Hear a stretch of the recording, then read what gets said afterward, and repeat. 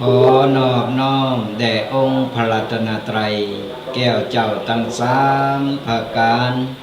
อันเป็นที่เปิงสูงสุดของหมู่เฮาเจ้าพุทธทั้งหลายขอกราบไหว้สามายังพระมหาเถระพระเถระพระสังฆาธิการครูบาอาจารย์จุรุจุตนด้วยความเคารพยิ่งขอเจริญสุขเจริญธรรมจงบังเกิดมีแด่ท่านสาธุชนพุทธบริษัทจุผู้จุคนเจ้าวันนี้เราก็ได้มาพบปะ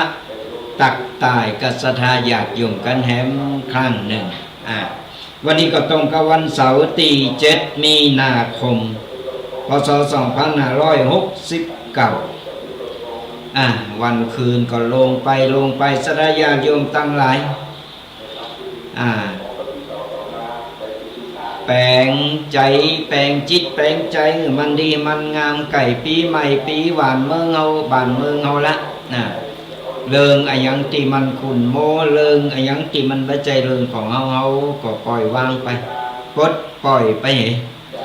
ไม่ต้องเอามาใส่อกใส่ใจเฮาแก่ตัวไปตึงวันแล้วแต่งตัวไปแก่ตัวไปตึงวันแต่ก็เฮาพยายามทำใจให้มันปลดปล่อยให้มันปล่อยวางไป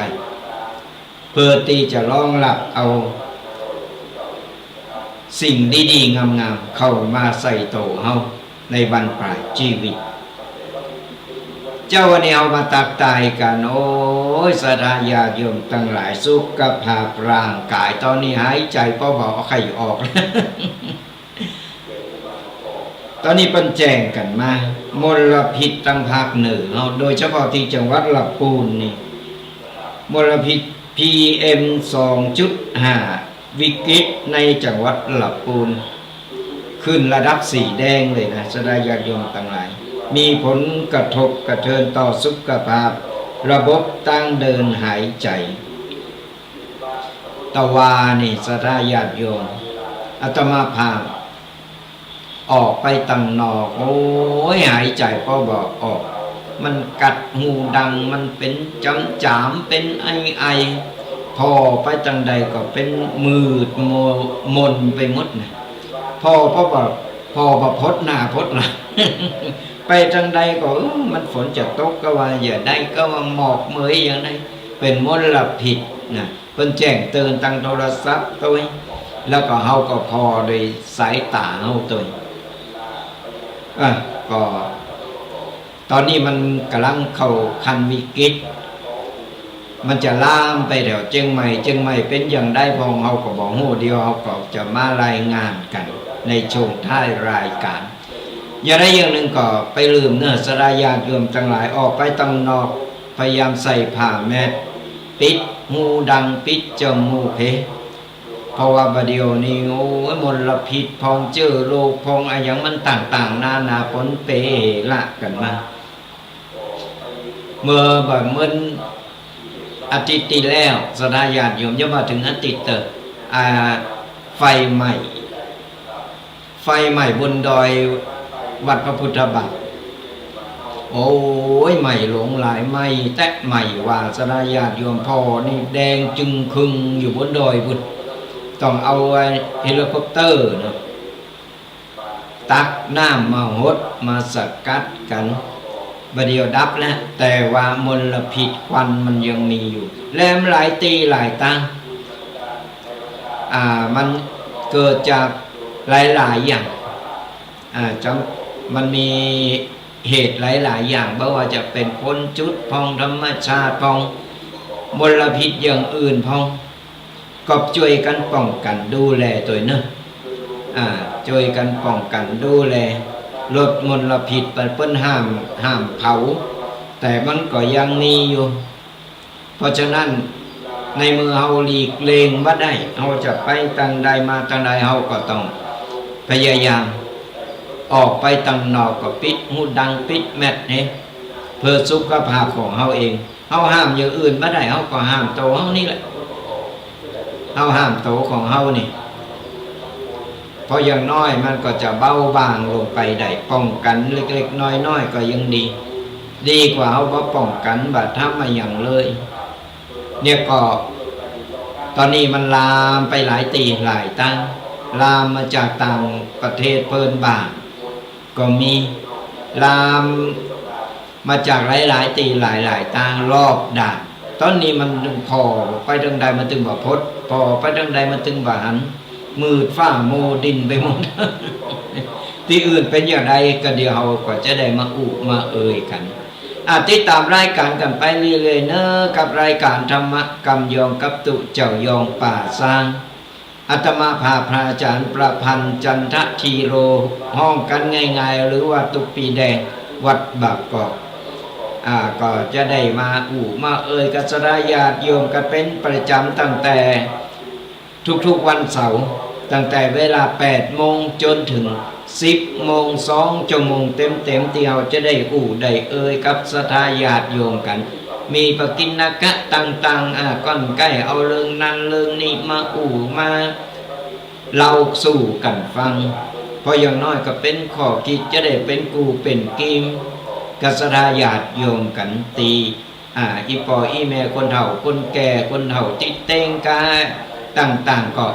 สามารถติดตามรายการและก็ฟังรายการกันในทุกๆวันเสาร์ตั้งแต่เวลา 8 โมงจนถึง 10 โมงเนอะศรัทธาญาติโยมหรือว่าไผบัสดุออกไปตั้งนอกก็สามารถฟังได้ไผมีโทรศัพท์ก็กดเข้าไปในกลุ่มไลน์ต่างๆบ่ว่าจะเป็นFacebook ไลฟ์สดของอาตมาภาพเองหรือว่าช่อง YouTube ก็พอย้อนหลังก็ได้ของตั้งสถานีวัดฝายหินแล้วก็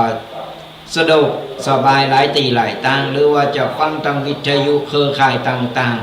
ๆวิทยุวัดฝายหินเนี่ย104.5 วัดฝายหินหรือว่าจะเป็นเครือข่ายต่างๆก็สะดวกสบายฟังตั้งใดก็สะดวกสบายจะฟังย้อนหลังก็ได้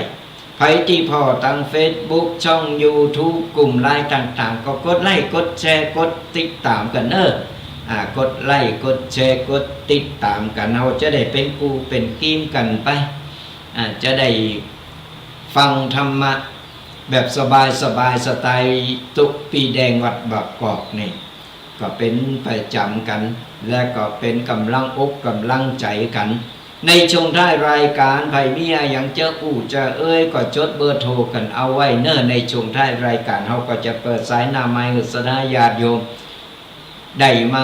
มาเอ่ยมาตักมาตายกันบางคนบางท่านก็กำลังมาฟังรายการบางคนก็จดบัตรตั้นอีเมลจดบัตรตั้นอิมพอจดบัตรตั้นก็เกมสมุดปากกาดินสอเอาไว้แล้วก็จดกันเนอะ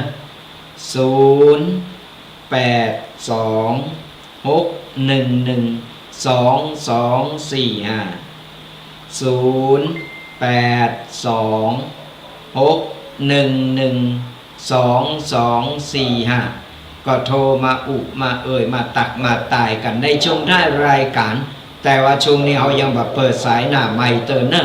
ไปฟังโทรมาเตือนก่อนโทรมาตอนนี้ก็เดียวมันจะพูดเกิ่งพูดกา เดี๋ยวฟังธรรมะอยู่ดีๆก็โทรศัพท์มามันไม่ได้อรรถรสในการฟัง เพราะฉะนั้นเดียวชงท้ายรายการก่อนบอกว่าเปิดสายหน้าไม่แล้วเนอะก็สามารถโทรมาอุบมามาตักมาตายกันได้ก็ฝากศรัทธาญาติโยมกันเอาไว้ตัวกดไลค์กดแชร์กดติดตามกันกับรายการธรรมกำยองกับตุกเจ้ายองป่าสร้างฟังธรรมะสบายสไตล์ตุกปีแดงวัดบักกอกก็พบปะเจอกัน ช่วงนี้ก็หลายตีหลายตั้งคงเฮนหลายเอ็กละอ่อนก็เริ่มทยอยปิดเทอมกันละศรัทธาญาติโยมทั้งหลายทยอยปิดเทอมกันแล้วก็ดูแลละเอ็กละอ่อนกันเอาตัวไผตีมีละอ่อนพอใจตีถึงวัยตีพอจะเอาไปศึกษาพระธรรมวินัยก็คือโบสถ์ภาคฤดูร้อนนี่ก็สามารถเอาไปขัดเกลาจิตใจเอาไปฝากโบสถ์ใดกันเนอตีหลายตีศรัทธาญาติโยมทั้งหลายตอนนี้หลายวัดหลายว่าเพิ่นก็รับสมัครหลายโครงการเพิ่นรับสมัครบวชภาคฤดูร้อนนี่หูข่าวตีไหนสะดวกตีไหนก็เอาละเอ็กละอ่อนไปฝากโบสถ์เพราะอย่างน้อยก็คัดเกลาจิตใจละเอ็กละอ่อนก็นอปล่อยอยู่ต้องนอกประเดียวนี่มันอย่างติงหูกันนะศรัทธาญาติโยมอย่างติงเอาหูกันว่าละเอ็กละอ่อนประเดียวมันไปเร็ววิวัฒนาการต่างๆเทคนิคเทคโนโลยีต่างๆมันพัฒนาเร็วละอ่อนก็พัฒนาเร็วมันไข่ลืมเลิงคุณธรรมจริยธรรมต่างๆละอ่อนมันไข่หูเพราะฉะนั้นเราต้องเอาละอ่อนไปฝากไว้กับวัดกับว่าเปยละอ่อนเนี่ยอย่างน้อยมันก็ได้เข้าคัดเกลาจิตใจของละอ่อนก็จะมีครูบาอาจารย์มีพระพี่เลี้ยงคอยดูแลคอยอบรมสั่งสอนมันก็เหมือนสมัยตะก่อนนี่โอ้ยก่อนปิดเทอมนี่ละเอ็กละอ่อนพ่อแม่นี่ไล่เข้าวัดหมดอะไปลนเล่นก็อยู่ในวัดกันลุบถึงเวลาก็โบสถ์เพื่อคัดเกลาจิตใจสมัยเดียวมันหายากหาเราอ่อนที่จะเข้ามาโบสถ์มาเป็นหน่อเนื้อพระพุทธศาสนานี่มันหายากส่วนมากก็มันมีสิ่งหรือว่ามีสื่อต่างๆมารอจิตรอใจเนื้อเราอ่อนเนี่ยมันเกว้งกว้างไปทางอื่นไงเพราะฉะนั้นแล้วเนี่ยเราต้องเอามาคัดเกลาจิตใจละเอ็กละอ่อนพออย่างน้อยละอ่อนมันก็จะได้มีเกาะกำบังเกาะป้องกันตัวเองในช่วงที่วิกฤตหรือในช่วงที่ว่าเราอ่อนกำลังพัฒนาพออย่างน้อยมันก็เคยโบสถ์เคยศึกษาพระธรรมวินัยนะมันก็หู้และอย่างเป็นอย่างน้อยมันก็ได้ข้อคิดต่างๆติดโตไปพัฒนาคุณภาพชีวิตของตัวเก่ามีที่ไหนที่เพิ่นประกาศก็เอาไปโบสถ์ลูกโบสถ์หลานอย่างน้อยเขาก็ได้อานิสงส์กับเพิ่นเขาก็ได้บุญกับเพิ่นเพราะการโบสถ์พระโบสถ์เนรนี่นะเป็นบุญมหาศาลศรัทธาญาติโยมเขาสร้างพระสร้างเนรไว้คือคนอื่นเพิ่นได้กราบได้ไหว้เขาก็ได้บุญได้กุศลกับเพิ่นเหมือนกันเหมือนเขาสร้างพระประธานไว้ในโบสถ์ในวิหารเหมือนกันไปมาเพิ่นกราบเพิ่นไหว้เฮาก็จือใจเฮาก็ได้บุญได้กุศลปลื้มในบุญเพราะฉะนั้นแล้วเนี่ยเอาละเอ็กละอ่อนไปฝากโบสถ์บ่ต้องไปโหงมันเติมเฮาต้องหือละอ่อนมันได้ฝึกได้เห็นฮู้ประสบการณ์ต่างๆจะไปขางละอ่อนบางคนเพิ่นขางนะบางคนเป็นขางเนี่ยเขาไปโจรโบสถ์หน่อยโอ้ละอ่อนมันจังอันอย่างนี้ขออ่างนี่ปดต้ก็นัดตู้เจ้าโลเตียวเข้าบ้านไปจะไปโจรโบสถ์ไปนี่ เอาละอ่อนเอาปลายป้อเอาโผตัวเก่าไปซ่อนให้โกเพิ่นไปโจรบกเพราะฉะนั้นแล้วว่าต้องไปโกเนอะเป็นการตีคือละอ่อนได้เห็นหูได้ประสบการณ์นี่ถึงจะเป็นการที่ว่าหักลูกหักหลานที่ถูกต้องไม่ใจไปหักลูกหักหลานเป็นไข่ในหินนะอย่างอันแก่โตมามันลำบากเพราะว่าเขาก็ไม่ได้เล่งดูเขาไปจนตลอดชีวิตของเขาเมื่อนนั้นเขาก็ได้จากไปละอ่อนมันก็จะได้มีประสบการณ์ได้เห็นหูมันต้องธรรมชาติได้สอนได้เห็นได้ละอ่อนมันได้เห็นหูมันถึงจะเอาโตหลอดกันเอาตายไปเขาก็ตายตารับโดยตีบะโหงกังวลอย่างนั้นเพราะฉะนั้นเพิ่นมีโครงการ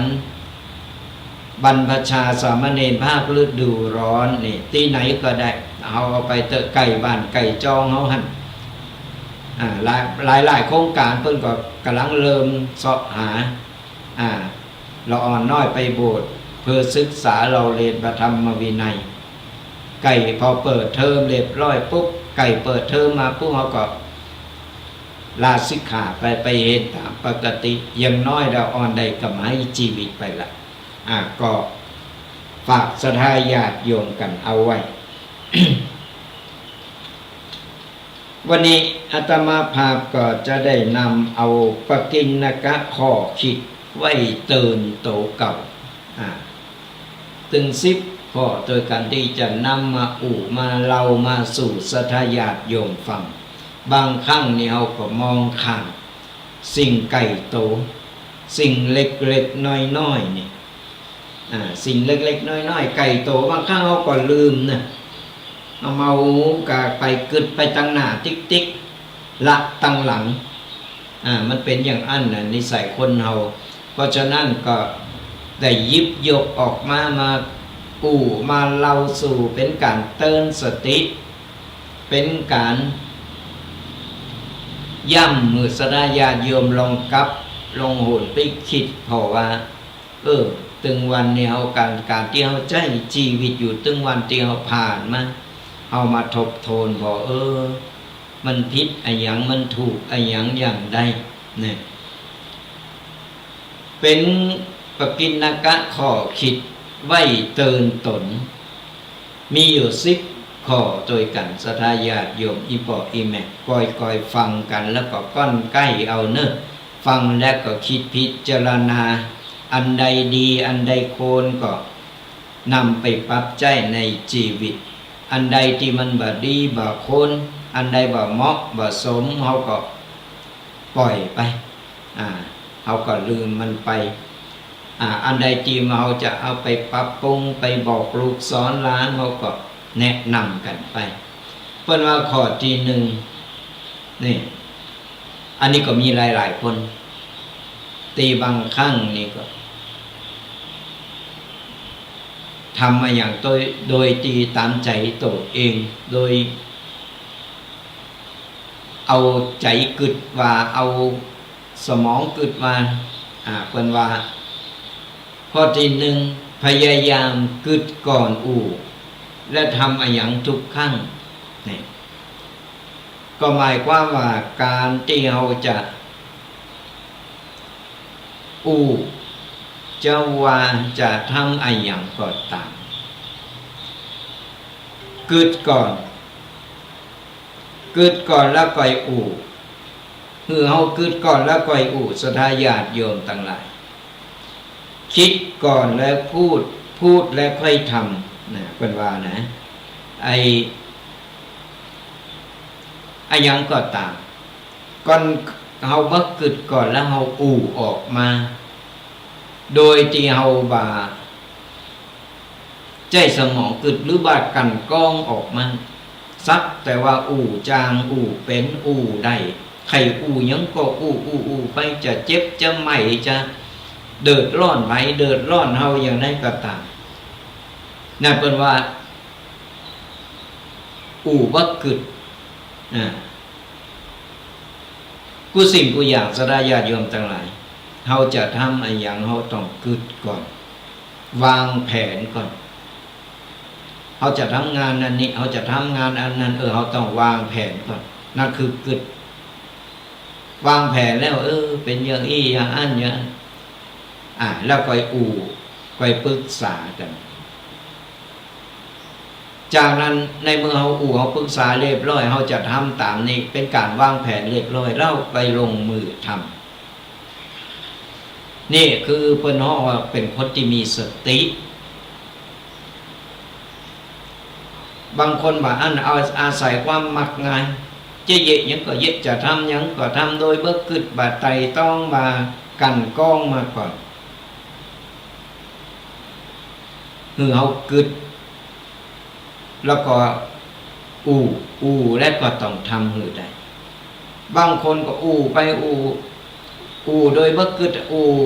คนไปขายเฮ็ดลมไปมึดแต่ทำไม่ได้สักอย่างอย่างอีกก็มีประเภทนี้พระเจ้าหน้าประนึงบอกว่าเราพยายามคิดก่อนพูดหรือทำอะไรทุกครั้งเราพยายามกึดก่อนแล้วก็แล้วบอกว่าเขาจะทำการทำงานอะไรอย่างหรือจะอะไรอย่างภัยมันก็ว่าเข้าโตเขาเนี่ยมาข้อที่สองสลายญาติโยมตั้งหลายถ้าอารมณ์แบบดีจะไปฟังไปหรือว่ากรรมแย่ๆออกไปมันแต้นบางครั้งเนี่ยเขาโมโหเขาโกรธเขาโมโหนี่นะเวลาเขาคือบ่กึดใครด่ายังก็ด่าใครว่ายังก็ว่าคือเป็นการระบายอารมณ์ระหว่างที่เขาอารมณ์แบบนี้นึงเขาพยายามอยู่คนเดียวพยายามนิ่งแล้วก็เงียบเขาบ่ต้องไปใจอารมณ์มันคันปากใครด่าใครว่ามันจึงมีอันดูคนเอายิงโมโหเนี่ยมันพลออกมาหมดอย่างอยู่จังใดมันเผยออกมาหมดเปิดเสือปนั้นหลังหมดแล้วก็กลายเป็นเรื่องเป็นราวเนี่ยกำของคนนี่นะมันคมหรือมีดกันมันบาดเจ็บนะเวลาเอาไปด่าคนมันเจ็บเข้าในจิตในใจเพราะฉะนั้นเนี่ยเวลาเราอารมณ์แบบดีเราต้องไป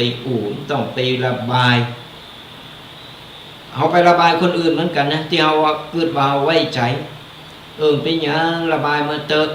ระบายแล้วก็แล้วก็สบายใจมาจะหับฟังนี่หายกาดพุ่นนะมันเป็นอย่างนั้นตอนมันฟังมันก็แล้วยำไว้เนอะแล้วตีนยำแล้วละไว้นี่เนอะ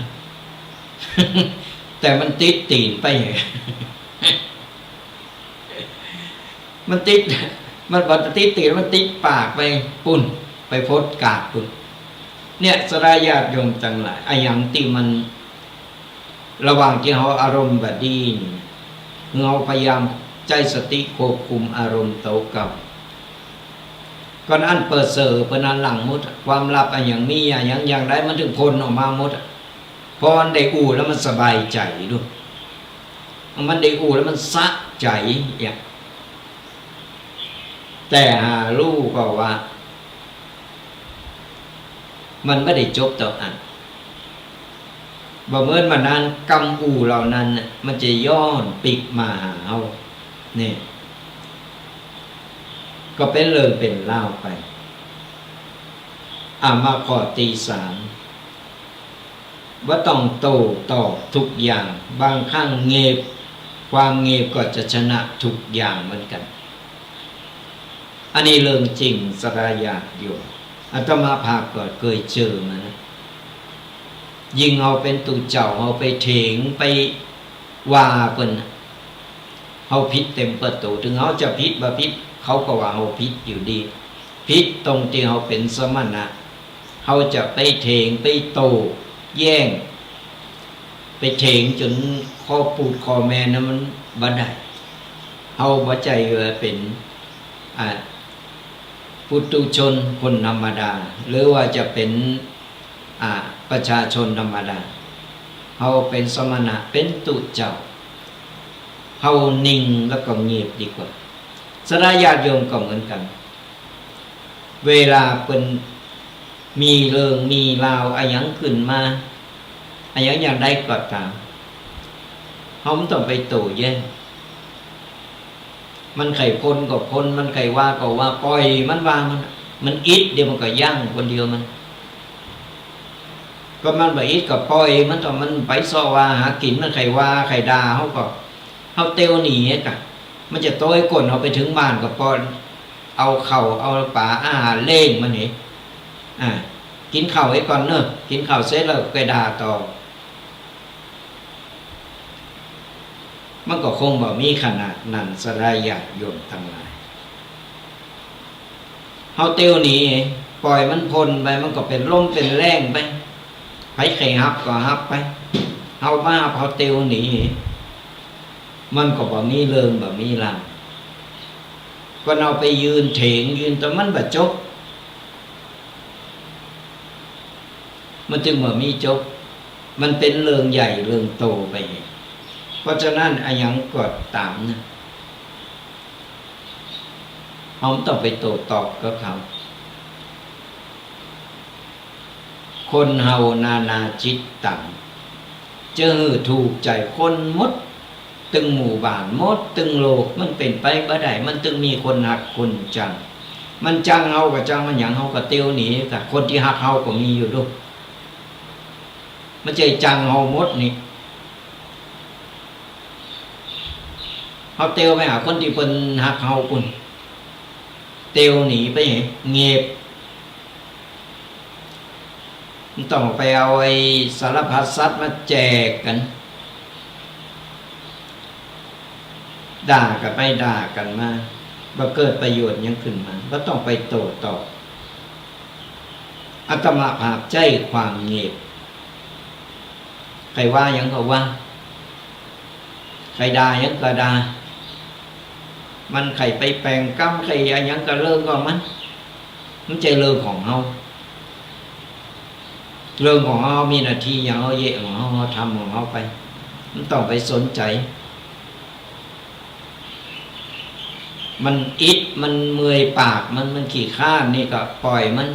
เดี๋ยวมันก็หายไปเองเนี่ยประนึงบอกว่าพระสัมมาสัมพุทธเจ้าบอกว่าฝึกสมาธิเพราะว่าก่อนการฝึกสมาธิแล้วเราเน้นนั่งนิ่งๆเมื่อว่าอะหยังตั้งนอกจะเป็นอะหยังอย่างใดบ่ต้องไปหับหู้กูสิ่งกูอย่างสิ่งสาราสัตว์อะหยังต่างๆที่มันเดี๋ยวเขาแป้ภัยของเขาไปเองเพิ่นถึงบอกว่าสุมาอาภัยม้าเห่าจะไปเห่าตอบก็ไปเห่าตอบเห่าก็เป็นหมาโตนึงก็เป็นโตตีสาม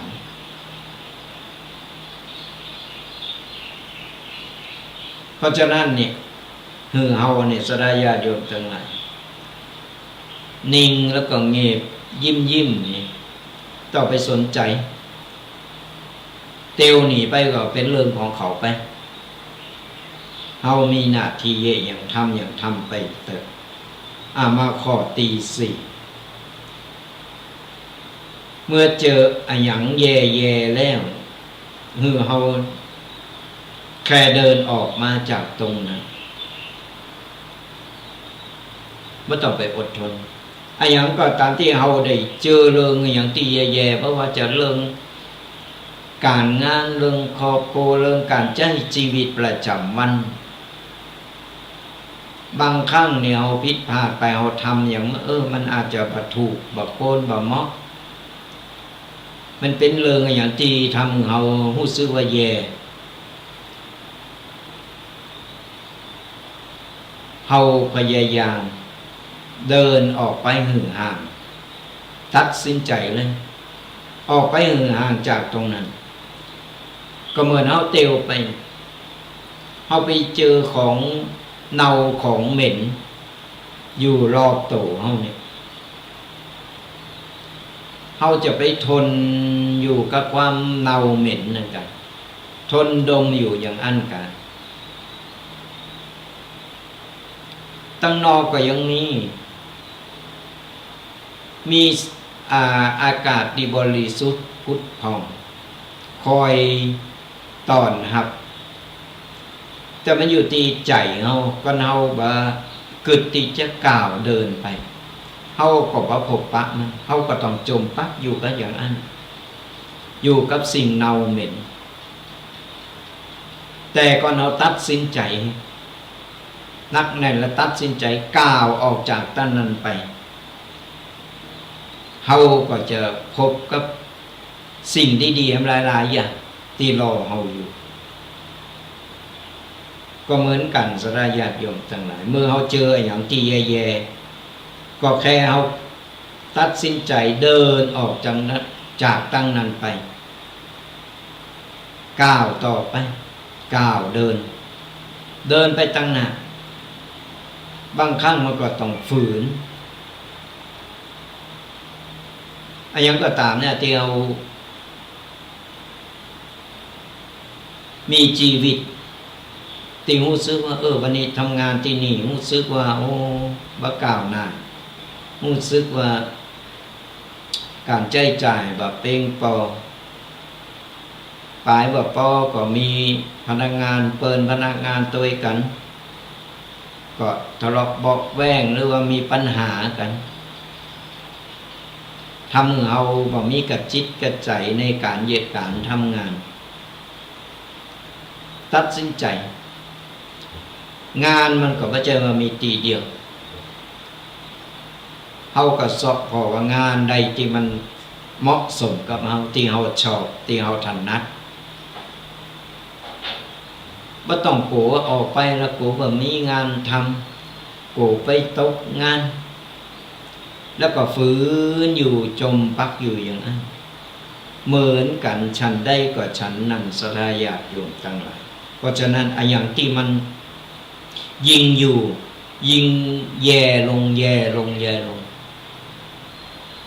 เฮาก็ต้องตัดสินใจกล้าที่จะก้าวเดินไปตั้งหน้าเฮาอาจจะเจออย่างที่ดีๆกว่านี้ก็ได้มาข้อที่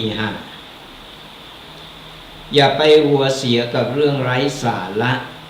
มันทำให้เราเสียเวลาสัพเพเหระในแต่ละวันตื่นเจ้ามามันตึงมีอันนั้นอันนี้เข้ามามีตึงดีตึงง่ายตึงไร้สาระมีสาระเราต้องพบปะผู้คนเนี่ยหลายอันหลายอย่างบางทีคนนั้นเอาอันนี้มาแอวหาก็เอาเรื่องบดีบดักมาเล่าเฮาฟังมาเล่ามาอย่างอันอย่างอีเป็นนะคือเอาปฏิเสธให้พอบ่ต้องไปหับหู้เริงอย่างทุกๆเริงมันต้องไปหับหู้มันหมดก็ได้บ่จำเป็นต้องหับหู้หมดก็ได้อีนั่นนะบ้านนั่นนะเป็นอย่างอันอย่างนี้ก็มันบ่ใจเรื่องของเฮาแล้วเราจะเอามาซับสนเอามาใส่หัวใส่สมองเยอะเพราะวันหนึ่งเราแค่ใจชีวิตครอบครัวในครอบครัวของเรามันก็มีหลายๆเรื่องต้องแก้ต้องทำอยู่แล้วเราเอาเรื่องคนอื่นเข้ามาในสมองมันเป็นเรื่องที่ไร้สาระมันทำให้เราเสียเวลาไปได้เสกำกึดเสกมันสมองไปใจมันสมองโดยไร้สาระ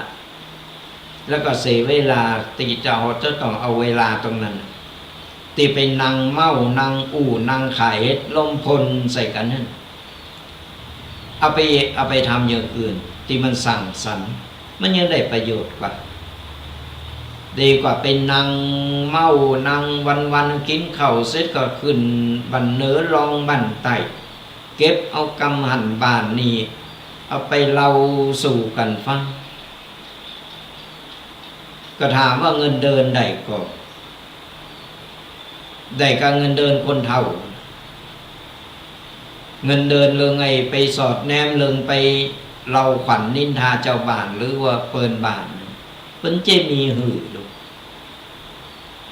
มันเสียเวลาไร้สาระแต่ตีเอามาทำปรึกษากันแล้วก็ต่างคนต่างปรึกษาหารือกันจะยังได้ทำอะไรอย่างที่มันมีประโยชน์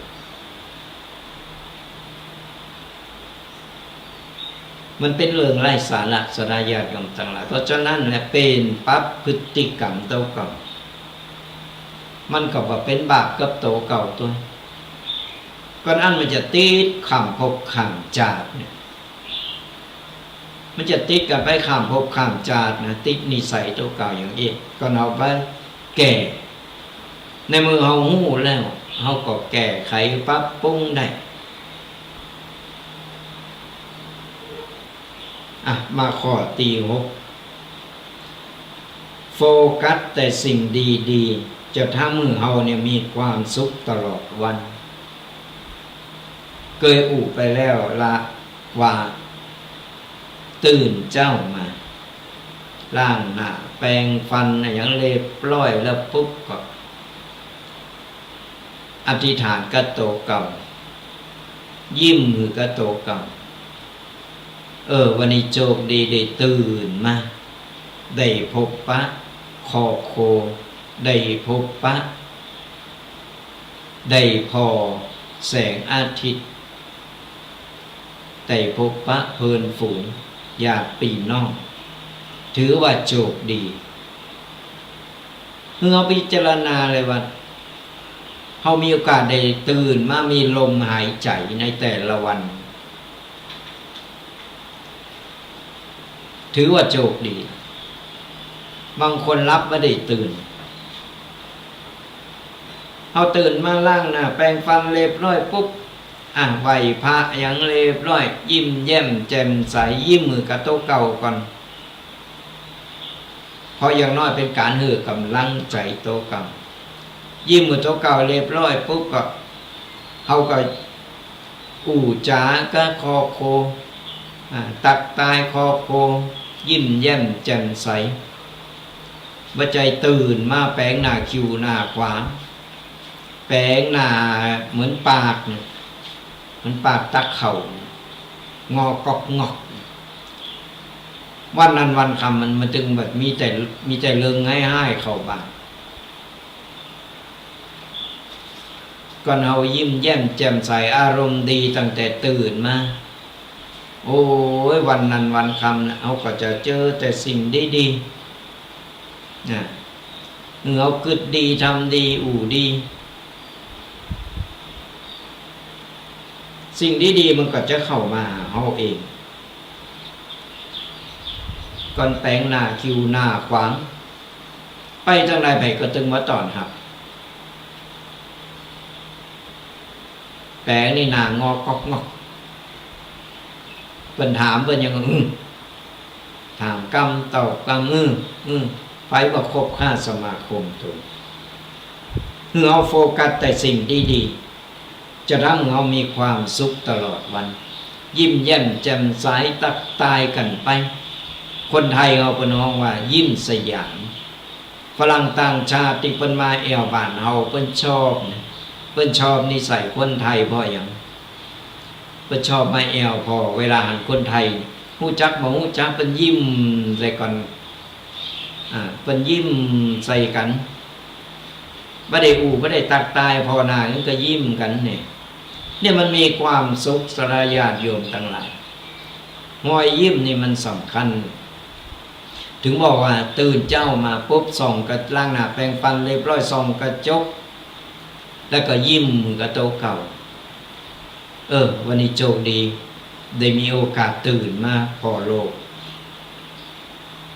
นี่คือกำลังใจของเราเพราะนั้นเราโฟกัสแต่สิ่งดีๆไอ้เรื่องไอ้อย่างเอาไว้ในใจก่อนค่อยๆแก่ไปปัญหามันมีกูคนแต่เป็นมีปัญหาไว้หือแก่ไม่ได้หือหนีไม่ได้หือถอยปัญหาเกิดไอ้อย่างมาเขาค่อยๆแก่มาข้อที่ 7อย่ามองอะไรแย่ไปหมดปรับความคิดชีวิตเปลี่ยน จะไปมองโลกในแง่ห้ามันมีจึงห้าจึงดีเพราะว่าเปิ้นว่าเฮาเหมือนกันมีห้ามีดีอยู่ในตัวเพราะฉะนั้นเราจะไปโฟกัสจะไปมองแต่ในแง่บัดดีของคนอื่นเปิดปรับทัศนคติของเฮาใหม่เปิ้นจะให้บ่ให้ก็เรื่องของเปิ้นนะแต่เอาพอในคนเฮามันก็มีความดีอยู่ในตัวเหมือนกันเปิ้นอาจจะดีกว่าคนอื่นบ่ดีก็เฮาไปเลยไปมองให้เปิ้นแต่ความดีของเปิ้นก็มีเหมือนเปิ้นเหมือนเฮาก็มีความดีความให้ในตัวเหมือนกันเพราะฉะนั้นเฮาเนี่ยเปิ้นมาดีเฮาก็มองในแง่ดีกับเปิ้นในมือเปิ้นบ่มาดีเปิ้นเนี่ยเฮาก็ถอยห่างไปเฮาต้องไปวิจารณ์ต้องไปวามต้องไปบอกคนนั้นคนนี้เอ้ยไอ้คนนี้บ่ดีเนอะว่าคนนี้บ่ดีเนอะมันต้องไปอยู่มันต้องไปไว้มันเรื่องของเปิ้นมันใจเรื่องของเฮาก็เฮาปรับทัศนคติของเฮามองโลกในแง่ดีเฮาก็จะมีความสุขในตลอดเพราะอย่างใครจะขึ้นอย่างใดก็เฮาก็จางแต่เฮามองโลกในแง่ดีคนอื่นจะมองเฮาอย่างใดเฮาบ่ฮู้มันจะติดเป็นนิสัยแล้วก็เฮามองโลกในแง่ดีหันไผก็ตักตายยิ้มแย้มแจ่มใสพอในแง่ดีๆของเปิ้นเฮาบ่มีศัตรูน่ะมีไผมากึดไล่กับเฮาหรอก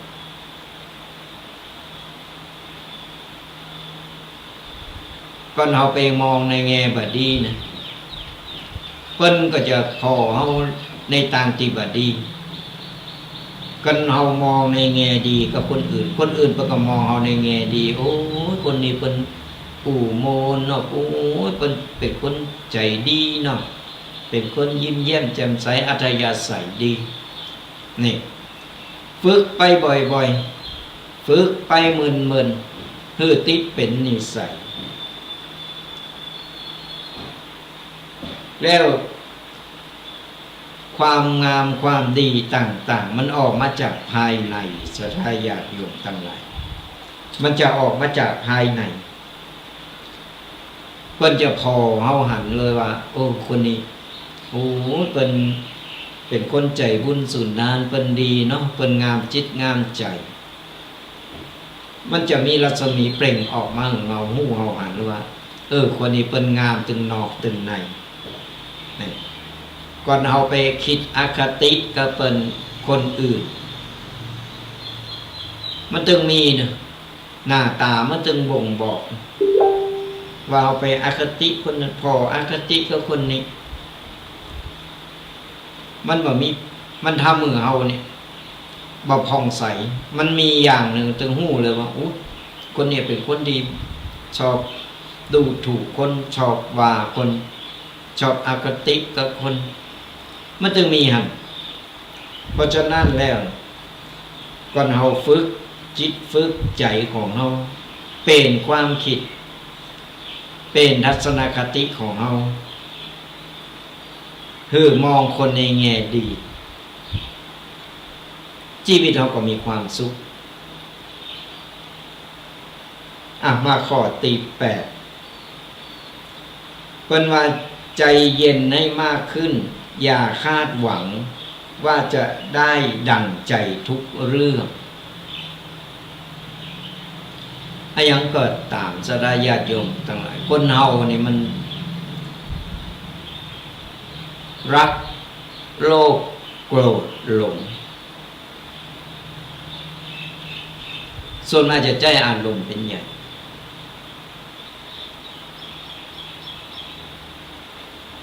ใจอารมณ์ตัดสินใจเองยิ่งอากาศร้อนๆเนี่ย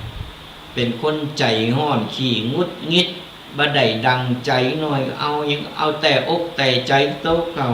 จะเอายังก็เอาคือได้เหมือนละอ่อนน้อยแต่ละคนเฮาตึงวันนี่ เป็นคนควบคุมสติอารมณ์บ่ได้อากาศร้อนๆเนี่ยยิ่งอากาศขมุกขโมยอย่างนี้นะขับรถไปรถก็ติดโอ้ยเผิดเฉียวกันหน่อยจ้าหน่อยก็มันติดอย่างล่ำเลยโมโหละเริ่มแสดงอาการออกมานะมุดงิดฟังก็ฟังเฝ้าก็เฝ้าติดอย่างล่ำเลยคือกูสิ่งกูอย่างเฮาอยู่ในโลกใบนี้เป็นโลกที่โสนโลง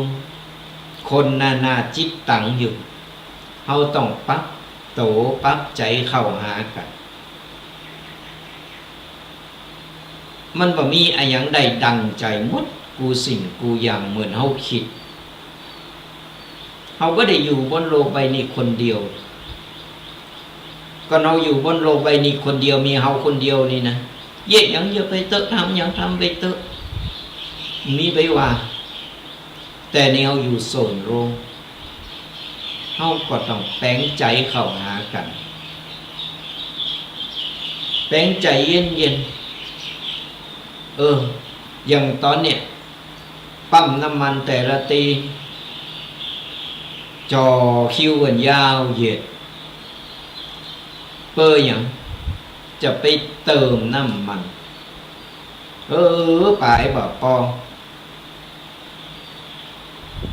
บ่หือใส่แกลลอนบ่หือใส่ถุงบ่หือใส่โคตรต้องเอาใส่กาในรถอย่างเดียวบ่เดียวไปพอจ้ะรถแมคโฮรถอีแตนอีแตกโอ้เต็มปั๊มน้ำมันบ่มีที่เจ็ดจอดลารถแมคโฮตีนตะขาบตีนตะเข็บนั่นนะปดตกกะลักไปไอกาตีตักมันตีมันเป็นมือมันนั่นนะพอบอกป้นในหลังคาปั๊มน้ำมันเข้าไปยืนพอเขาหันก็พอก็เป็นที่ไข่โหเป็นที่สังเวชแล้วก็ทีนี้ก็รอกันโขน้ำมันจะหมดงุดงิดก็อย่าเติมจ้าแล้วเลยก็พนักงานไปไหนหมดผ่านไปหมดก็กึดพอต่อตึงรถเก๋งรถเครื่องรถยนต์รถปิกอัพรถแมคโฮรถอีแตกอีแตนมาจอดกันเต็มแล้วมันจะไปอย่างไรกันนะบางทีไปเติมตั้งหน้าร้านปิดโชว์ข่าวน้ำมันจะขึ้นน้ำมันบ่มีต่างๆนานานี่แหละจึงบอกว่าเขาตื่นมากเขาต้องเจออย่างนี้ที่เขาประขาดผิดเขาต้องเจออย่างหลายๆอย่างบนโลกใบนี้เขาต้องเห็นหูอยู่ตลอดเวลาเขาต้องปรับตัวของเขาหืดตันบางทีเขาบ่กึดหรอกว่าเรื่องบางเรื่องมันจะมาหาเขาเรื่องบางเรื่องมันจะเขาเจ้าหน่อยพบได้ปะได้เจอต้องควบคุมอารมณ์ตัวกับ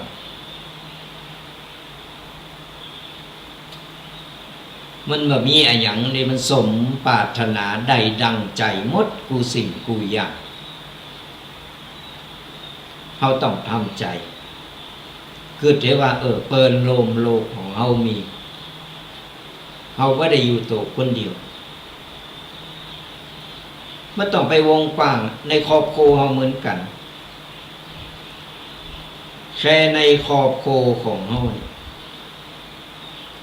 มันยังมีบางสิ่งบางอย่างขวางหูขวางตาเขาเลยแต่เขาก็ต้องทำใจก็นอกจากทำใจมันก็อยู่กันไม่ได้ก็พิษเทงูกันนั่นแหละเล็กๆน้อยๆนิดๆหน่อยๆก็อภัยกันไปหูจักแป้หูจักชนะหูจักอภัยก็ตอนน้อยๆเขาก็ยังเล่นกันกีฬาแข่งกีฬาก็เปออย่างฝึกคือเอาได้เห็นหู ในการหู้แพ้หู้ชนะหู้อภัยใหญ่มากก็ต้องเอามาใจกับชีวิตของเรานี่แหละชีวิตในสังคมบ่ว่าบ้านนอกในกรุงในเมืองก็ตามผู้คนมันต้องเจอหมดแต่ก็เราได้ฝึกจิตฝึกใจฝึกทักษะในการหู้แป้หู้ชนะหู้อภัยเขาก็ปรับตัวอยู่กับโลกใบนี้ได้สบายต้องยืดหยุ่นจะไปแข็งกระด้างเกินไปจะไปตรงเกินไปขณะพระสัมมาสัมพุทธเจ้าคนหนึ่งบอกว่าตึงเกินไปมันก็ขาดย่อนเกินไปเสียงมันก็บะมนคือเดินสายกลางหมกพอให้พอดีเนี่ยการใช้ชีวิตตึงวันเราต้องนำเอาธรรมะของพระสัมมาสัมพุทธเจ้าของเรามาปรับใจมาเป็นแสงสว่างนำทางในชีวิตของเราต้องใกล้ฟังธรรมะบ่อยๆเราจะได้ขอบคิดทำหลายๆอย่างเตียวจะนำมาปรับใจในชีวิตเพราะฉะนั้นฝึกยิงอากาศร้อนๆไก่มาถึงเดินเมษาวันสงกรานต์เนี่ยวันเดินในสาหน้าร้อนมันเริ่มร้อนเข้ามาแล้วนะขนาดอากาศบดมืดๆตะวานี่ก็ยังโอ้ยร้อนออกไปตั้งนอกกำเดียวนึงแตกแตนขนาดแสงแดดบาสว่างบาจ้าเหมือนตึงวันบดมืดก็ยังร้อนมันร้อนอบร้อนอาบแต่ก็ต้องทำใจงุดงิดบ่ใจเป็นกับเฮาคนเดียวคนอื่นเพิ่นก็เป็นเหมือนกันนี่แล้วเฮาคิดเฮาก็สบายใจมันจะมีกับเฮาคนเดียวที่ร้อนคนอื่นเพิ่นก็ร้อนแล้วร้อนหรือเฮาก็มีเนี่ยเพิ่นถึงบอกว่าแปลงใจเย็นแล้วบ่ต้องไปคาดหวังอย่างที่มันจะได้ดังใจหมดกูสิ่งกูอย่างผิดพลาดพองลาจ้าพองต่างๆมีสมหวังแล้วก็มีผิดหวังเพราะฉะนั้นจะไปคาดหมายตั้งความหวังอย่างที่มันจะต้องได้กูสิ่งกูอย่างตามใจโตเก่ามาข้อต่อไปข้อที่เก่าเป็นว่าเห็นหูที่จะอยู่คนเดียวเมื่อต้องเจอกับความเสียใจและผิดหวังเหมือนกันสระญาติโยมตั้งหลายเฮาเห็นหูการใจชีวิตอยู่ถึงวันตอนเอามาเอาก็มาคนเดียวเอามาพบปะพ่อแม่ญาติพี่น้องกันต่างๆเปิ้นฝูงเอามาปะกันบนโลกใบนี้เขาไม่ได้โจรกันมานะมันจะไปลงไปเกิดบนโลกมนุษย์ด้วยกันไปอันนี้ต่างคนต่างมาแล้วมาหู้จักกันบนโลกใบนี้มาเป็นพ่อเป็นแม่เป็นลูกมาเป็นอุ้ยเป็นปู่เป็นยาเป็นยายมาเป็นปีเป็นน้องเป็นเปิ่นเป็นฝูงกันบนโลกใบนี้มาปะกันที่นี่ก็เพราะอย่างเพราะอายตนะมันดึงดูดมาปะกันเพราะว่าจาดแล้วจาดไหนก็ตามเมาเคยได้ผูกพันกันมามันก็เลยได้มาพบปะมาเป็นเจ้ากรรมนายเวรมาเป็นผู้กรรมผู้เวรต่างๆนานาบนโลกใบนี้มันมีทั้งเหตุแล้วก็มีผลเพราะฉะนั้นเนี่ยในเมื่อเราเกิดมาคนเดียวแล้ว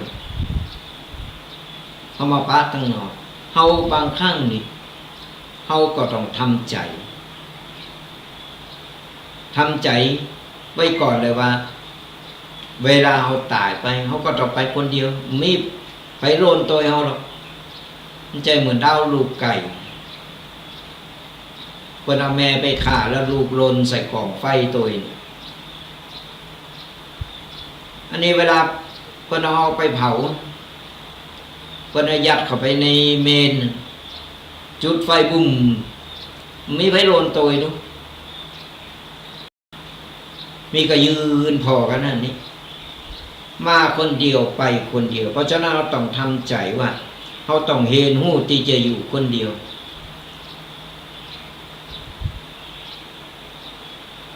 ยิ่งละเอกละอ่อนคุณหนุ่มมุนหนุ่มมูสาวโอ้ยหักกันแต่เนื้อหักกันเหมือนปานจะกลืนกินแกงบ่หอยก็ว่าน้ำหวานดีมันเป็นอย่างนั้นแต่เวลาผิดหวังมาปุ๊บโอ้ยเป็นไห้เป็นน้องไข่เป็นไข่ตายก็มีหลายนะฆ่าตัวตายเพื่อความรักอันนั้นเป็นห้องว่ากึดพิษเป็นคนที่กึดพิษก็มาปะกันหนีไปได้คนละไป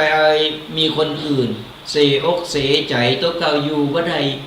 อยู่คนเดียวบ่ได้จะต้องอยู่กู้กันก่อนมาอันต้องตายก่อนอันต้องมันแค่โชว์ข้างโชว์ข่าว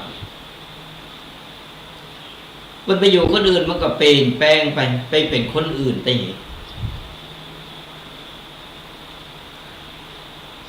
เนี่ยเพราะฉะนั้นเราต้องทำใจว่ามาปะกันก็เป็นบุญมาเป็นเนื้อกูกันแยกกันไปก็มดบุญกันไปต่างคนต่างไปไม่ต้องไปปัก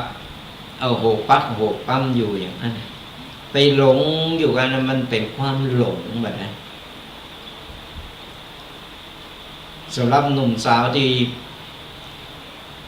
กำลังเริ่มใหม่มันเป็นความหลงชั่วข้างชั่วข่าวโอ้ยอยู่ไหนก็ต้องกึดตึงกันอยู่ไหนมันอยู่ในจิตในใจของมันไปได้เพราะฉะนั้นแล้วเนี่ยเราต้องเห็นหู้ต้องปรับตัวเราบางครั้งเราต้องทำใจแล้วว่ามาคนเดียวไปคนเดียวเราต้องอยู่คนเดียวคือไงมันถึงช่วงเวลาล่มต่างคนต่างล่มหายตายจากกันไปเราก็ต้องทำใจบ่เมินบันดาลเราก็โตไปแล้วเพราะมันบ่มีไผเนี่ยอยู่บนโลกใบนี้ได้บอกวันใดกับวันหนึ่งเขาก็ต้องตายเหมือนกันบัดใจว่าพอยพอใจตายไม่ยิงกันนั่งซึมเป็นอย่างเป็นอย่างเหงา งอมนะมันเป็นการที่ใหม่ๆมันก็ธรรมดาแต่เขาก็ต้องทำใจเอาธรรมะเข้าไปข่มเอาธรรมะเข้าไปใจสดาญาติโยมเอาธรรมะของพระสัมมาสัมพุทธเจ้าเฮานี่มันมีการพลัดพรากมีการจากว่าเปิ้นก่อเฮาวันใดวันหนึ่งเนี่ยต้องเย็นหู้แล้วก็ฝึกสมาธิเพราะอย่างฝึกสมาธินี่การเป็นการที่ทำมือเฮาเนี่ยได้เย็นหู้การที่อยู่คนเดียว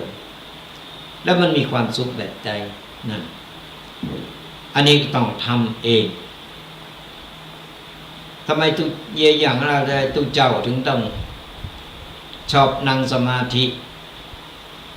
แล้วมันมีความสุขกันอันนี้มันบอกไปไม่ได้ใครหูก็ต้องทำเองและความสุขนั้นเขาจะหูแก่ใจเขาเองว่าอ๋อมันเป็นอย่างอี้ทุกเจ้าถึงอยู่กันคนเดียวได้ มาต่อข้อสุดท้ายข้อที่10สดาญาติโยมทั้งหลาย บ่ว่าเลิงบ่ว่าให้หรือตัดสินอะไรอย่างก็ตามเฮาบ่ไปว่าให้บ่ไปตัดสินอะไรอย่างกับคนอื่นที่เฮาบ่ฮู้จักเพิ่นดีพอ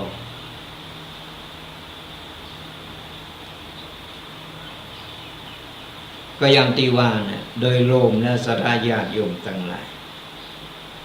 บางคนนี่เฮาบ่ฮู้จักเพิ่น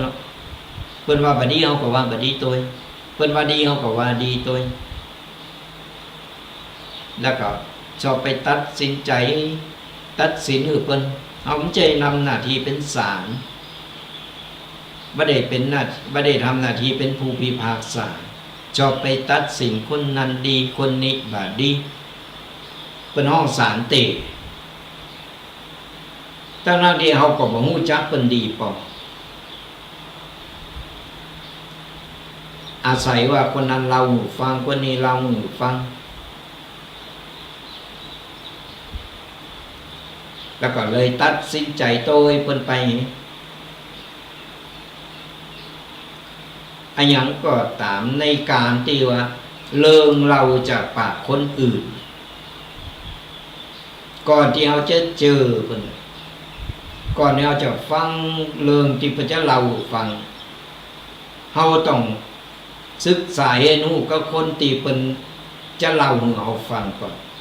ว่านิสัยใจคอเพิ่นเป็นคนอย่างไร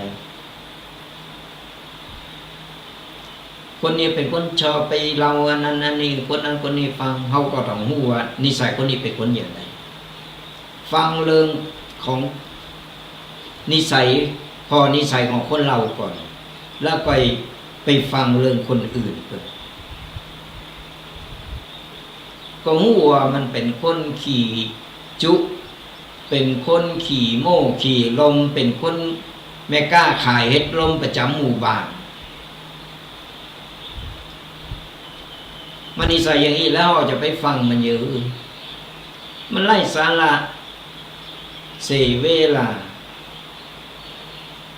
แล้วก็เอาเรื่องเนาๆสีๆเอาของเหม็นๆเนาๆนะมันคนใส่สมองเฮาแล้วเฮาก็กำมาคิดเฮาจำมาเอามากึดเอามาเป็นกังกึดเมื่อมันนักสมอง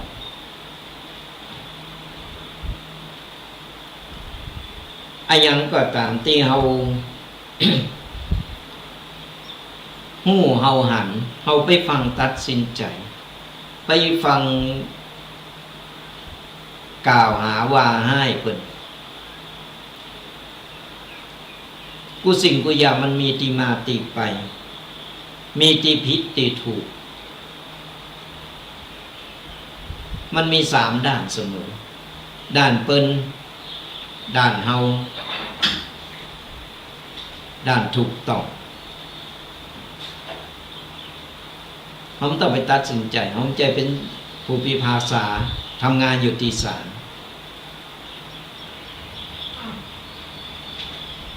คือเฮาเนี่ย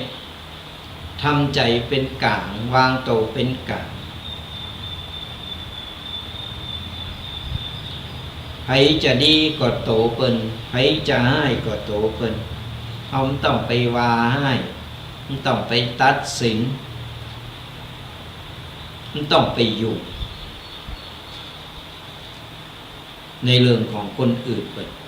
แค่ครอบครัวและโตเฮาเองเฮาใจชีวิตในแต่ละวันนี่นักพอละเฮาต้องเจอหลายๆอย่างในเจริญครอบครัวในเจริญโตเก่าเจ้าอีกก็นักพอนะและเรื่องอย่างเฮาจะต้องเอาเรื่องของคนอื่นเข้ามาผสมลงตัวก็ฝากเป็นข้อคิด10ข้อที่ได้ได้มาให้ศรัทธาญาติโยมได้ฟังเนี่ยเป็นปกิณณกะข้อคิดเอาไว้เตือนโตเก่าถึง10ข้อนี่ว่ามันก็มีมูลความจริงที่มันเคยเกิดขึ้นกับโตของเฮาและโตเฮาเป็นคนประเภทแบบไหนอย่างไร เขาก็ลองมาพินิจพิจารณาก่อนแล้วก็มาแก้ไขกันมันบัดสายเกินแก้การปรับทัศนคติโตเก่ามันบ่มีคำว่าสายปรับข้อคิดทัศนคติในตามตีดีคนเอาผู้คนมันผิดพลาดมันพลาดพลั้งกันมาหมดจะเล็กจะน้อยเท่านั้นแต่ในมือเอากับโตกับใจเอาสามารถดึงโตเก่าเพื่อที่จะปรับโตเก่าเพื่อมาในทิศทางตีดีก็ถือว่าโชคดีแล้วก็เป็นบุญเป็นกุศลกับเฮาตัวเนี่ยก็เป็นข้อคิดถึง10ข้อได้นำมาอู้คือกัสถาญาติโยมได้ฟังกันพอหอมปากหอมคอฟังแล้วก็ได้ข้อคิดไอ้หยังกำเดียวเฮามาอู้มาเอ่ยกันก็ติดตามรามต้อยกันไปกับรายการธรรมะกำยองกับตุกเจ้ายองป่าซางอาตมาภาพพระอาจารย์ประพันธ์จันทธีโรหรือว่าห้องกันง่ายห้องกันง่ายตุปีแดงวัดบักกอกฟังธรรมะสบายสไตล์ตุปีแดงวัดบักกอก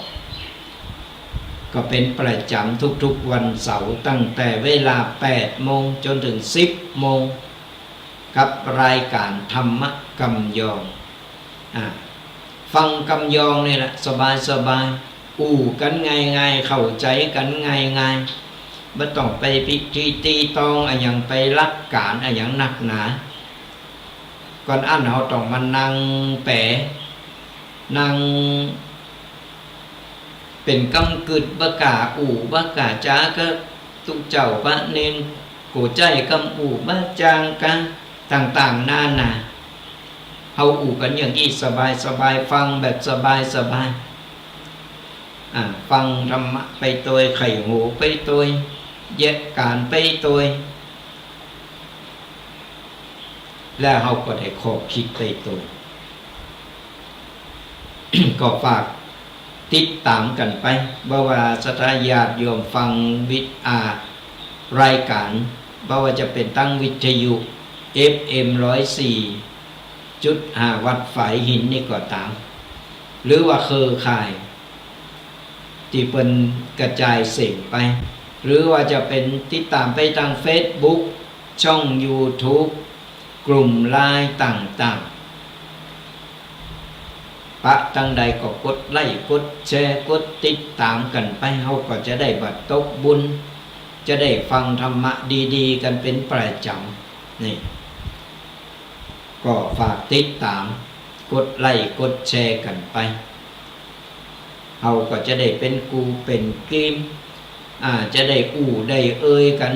เป็นกัลยาณมิตรดีต่อกันอยู่บ้านก็ฟังธรรมะไปโอ้สบายอกสบายใจยิ่งสมัยบัดเดียวก็บอกแล้วว่าเทคโนโลยีมันก้าวไกลเราสามารถอยู่บ้านก็ฟังธรรมะไ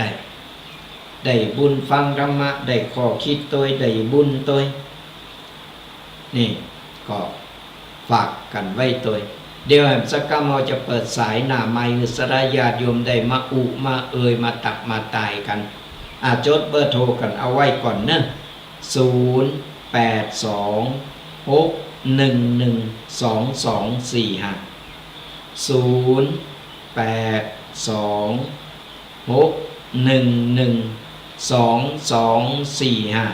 อันนี้เบอร์โทร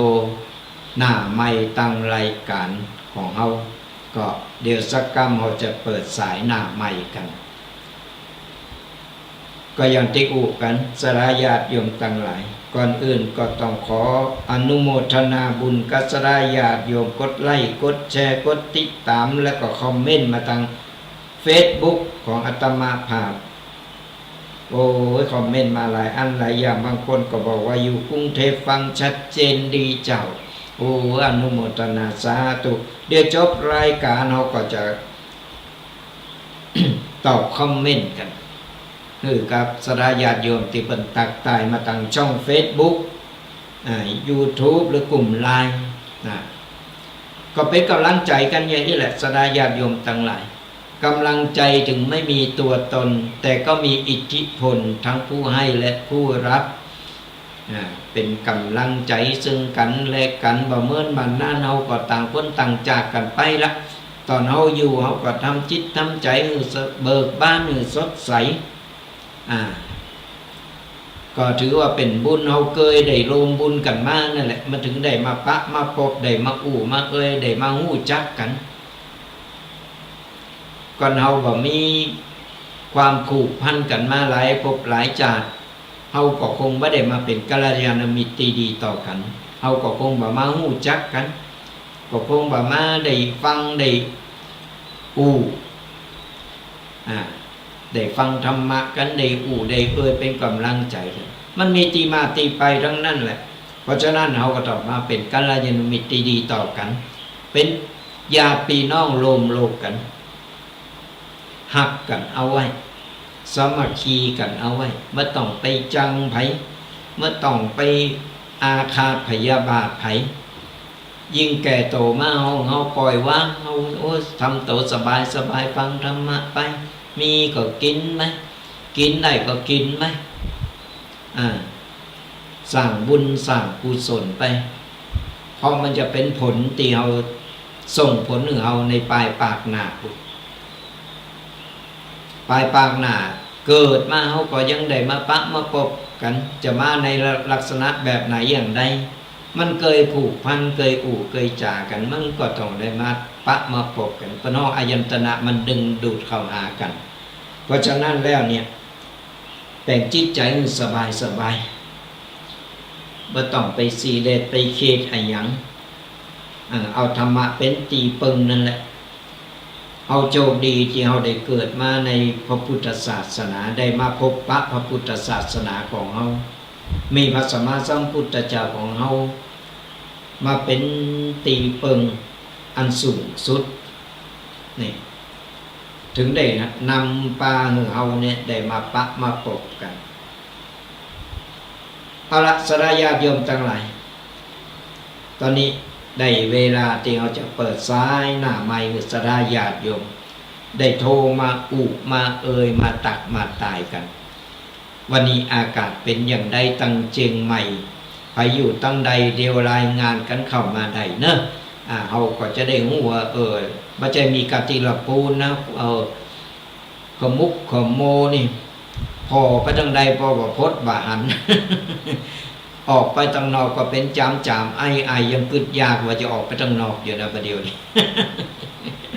แต่ว่านี่โอ้แสบหูแสบตาเพราะฉะนั้นแล้วตั้งเชียงใหม่มุมใดอำเภออย่างเป็นอย่างใดเดียวมารายงานกันเอาละสดาญาติโยมทั้งหลายเปิดสายหน้าใหม่กันแล้วเนอะ082-611-2245 โทรกันเข้ามาได้แล้วเนอะโทรกันเข้ามาระหว่างรอโทรศัพท์อาตมาภาพก็จะจะตักตายศรัทธาญาติโยมกันตามมาแล้วFC ข้าประจำเจริญพรแม่ครูวันนี้นัมเบอร์วันนะฮะวันนี้โชคดีนะคะได้ฟังถ้าวันศุกร์นี้จะได้เป็นงานข่าวดาวเดอร์ได้ฟังค่ะวันนี้เป็นได้ฟองอากาศทั้งปุ่นทั้งยังใหม่เนี่ยที่ยัง2.5นี่อัปรพอดอยสุเตไปเห็นเลยนะเจ้าเหมือนกันเลยเนี่ยเร็วมันควบคุมไปหมดวันแน่นอนเจ้าก็นั่นอากาศก็ว่าแต่ว่าออกไปจังนอกก็ปวดต้องแสบหูดังหายใจเพราะบัดอะไรก็ต้องปิดแมสต้องใส่แมสตัวต้องดูแลสุขภาพอย่างดีเลยล่ะเป็นกำลังใจกันนะมันทำมาจำยงสบายทุกเจนี่นะต้องฟังแบบสบายแหละมนดีเป็นกำลังใจกันนะบุญรักษา อ่ะมาแล้ว FC แม่ครูโอ้เพิ่นอยู่เชียงใหม่เป็นแฟนพันธุ์แท้นะติดตามรายการกันมาตลอดเป็นกำลังอกกำลังใจเพิ่นเคยมาแวะเวียนตังตีวัดนี่เหมือนกันเพิ่นไปมาหาสู่กันโอ้ยเอากัลยาณมิตรมาโตยกันเป็นหมู่เป็นจุ้มเอารถตู้มามีการมีงานอนุโมทนาบุญโตยอ่ะโทรกันเข้ามา0826112245โทรมารายงานโตกันได้ฟังอยู่ตั้งใดก็โทรกันเข้ามาโทรกันเข้ามาได้เนื่อตอนนี้สายเฮายังวางอยู่บางทีสายจนกันก็ต้องขอสุมาอาภัยเพราะมีเบอร์เดียวอยู่ โทรกันเข้ามาฟังอยู่ตั้งใดอากาศเป็นอย่างใดก็เอาจะได้หูจะได้หลีกเลี่ยงตั้งใดดีประเดี๋ยวนี้เพิ่นว่าตั้งเชียงใหม่นี่ก็เริ่มก็มุกก็โมมาแล้วจะเลิญปอนจากตั้งใดหานมัสการครับเป็นไงบ้างอากาศทางโน้นวันนี้อ๋อเหรอ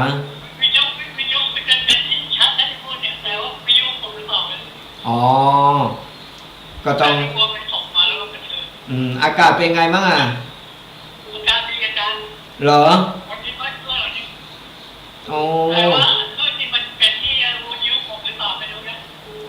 อ๋อน่าจะเป็นวิทยุรับคลื่นไม่ค่อยเสถียรนะดิไม่ได้ที่นู่นนะที่ออกจากอากาศอ๋อที่วัดไฟหินเหรอทำไมมีงานเนี่ยช่วงเนี้ยมีเมื่อวานนี้งานนั้นที่ว่าไปทำบุญที่ไหนอ๋อใช่ใช่คลื่นมันอาจจะรบกวนเลยไม่ค่อยชัดเนาะเขายังไม่แล้วแต่เราเสร็จแล้วเสร็จแล้วเสร็จแล้วก็น่าจะชัดวิทยุผมก็ฟังเนี่ยน่าจะเจนที่นั่นพูดชัดเจนเลยนะอ๋อชัดเจนใช่ไหมอันนี้วิทยุนี่คลื่นมันที่ไอ้มันลบมันอ่ะมันน่าจะเป็นคลื่นมันมากกว่าคลื่นวิทยุมันไม่ค่อยสนานเพราะอากาศมันเต้นไม่ดีได้ยินชัดเนาะอ๋อมันไม่มีหมอกควันอะไรเนาะ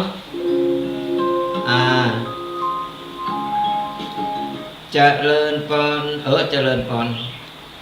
ฮัลโหลป่าไม้แดงรายงานตัวแล้วเป็นได้พ้องอากาศวันนี้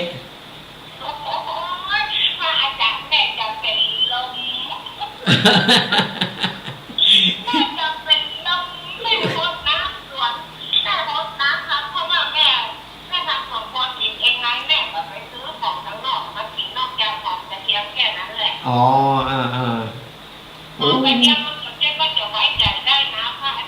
ใจเพราะมันเอาแน่บัดแน่นอนไม่ได้แล้วก็ส่วนแม่มันเป็นดินทรายยังหายมันจะปูหอกปูกระเทียมมันดังต้มดังนาดินต้มดินนานั่นมันก็ได้ใจน้อยหัวมันหัวใหญ่มันแบบเต็มตีเนาะโอ้ถ้าจะเป็นตั้งวิทยุคนนั้นนั่นใจคืนมันบัดเสถียร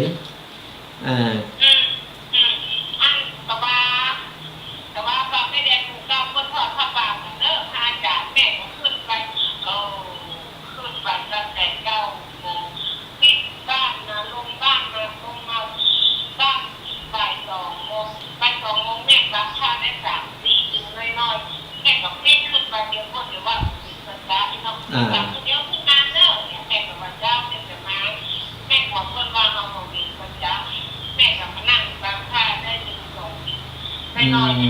เด็กก็คือไปผมรู้ว่าใครประกาศผมรู้ว่าประกาศแล้วประกาศอีกจะ4 โมงแล้วเนอะแล้วจะ4 โมง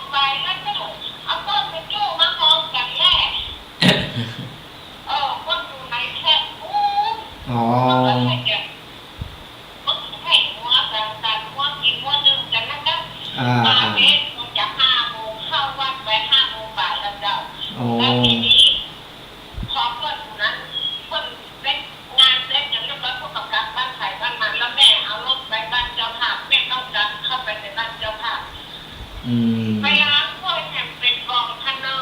เจ้าเพราะว่าเขาเป็นนักจะขัดจะขับก็ตัวย้ายนั่งมี400 กว่าคนเนี่ย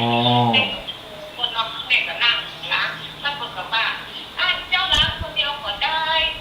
หรือว่ามาเป็นยังตีเยอะป้าร้านนึงแล้วที่เหลือไอ้ที่หมู่คนเท่าคน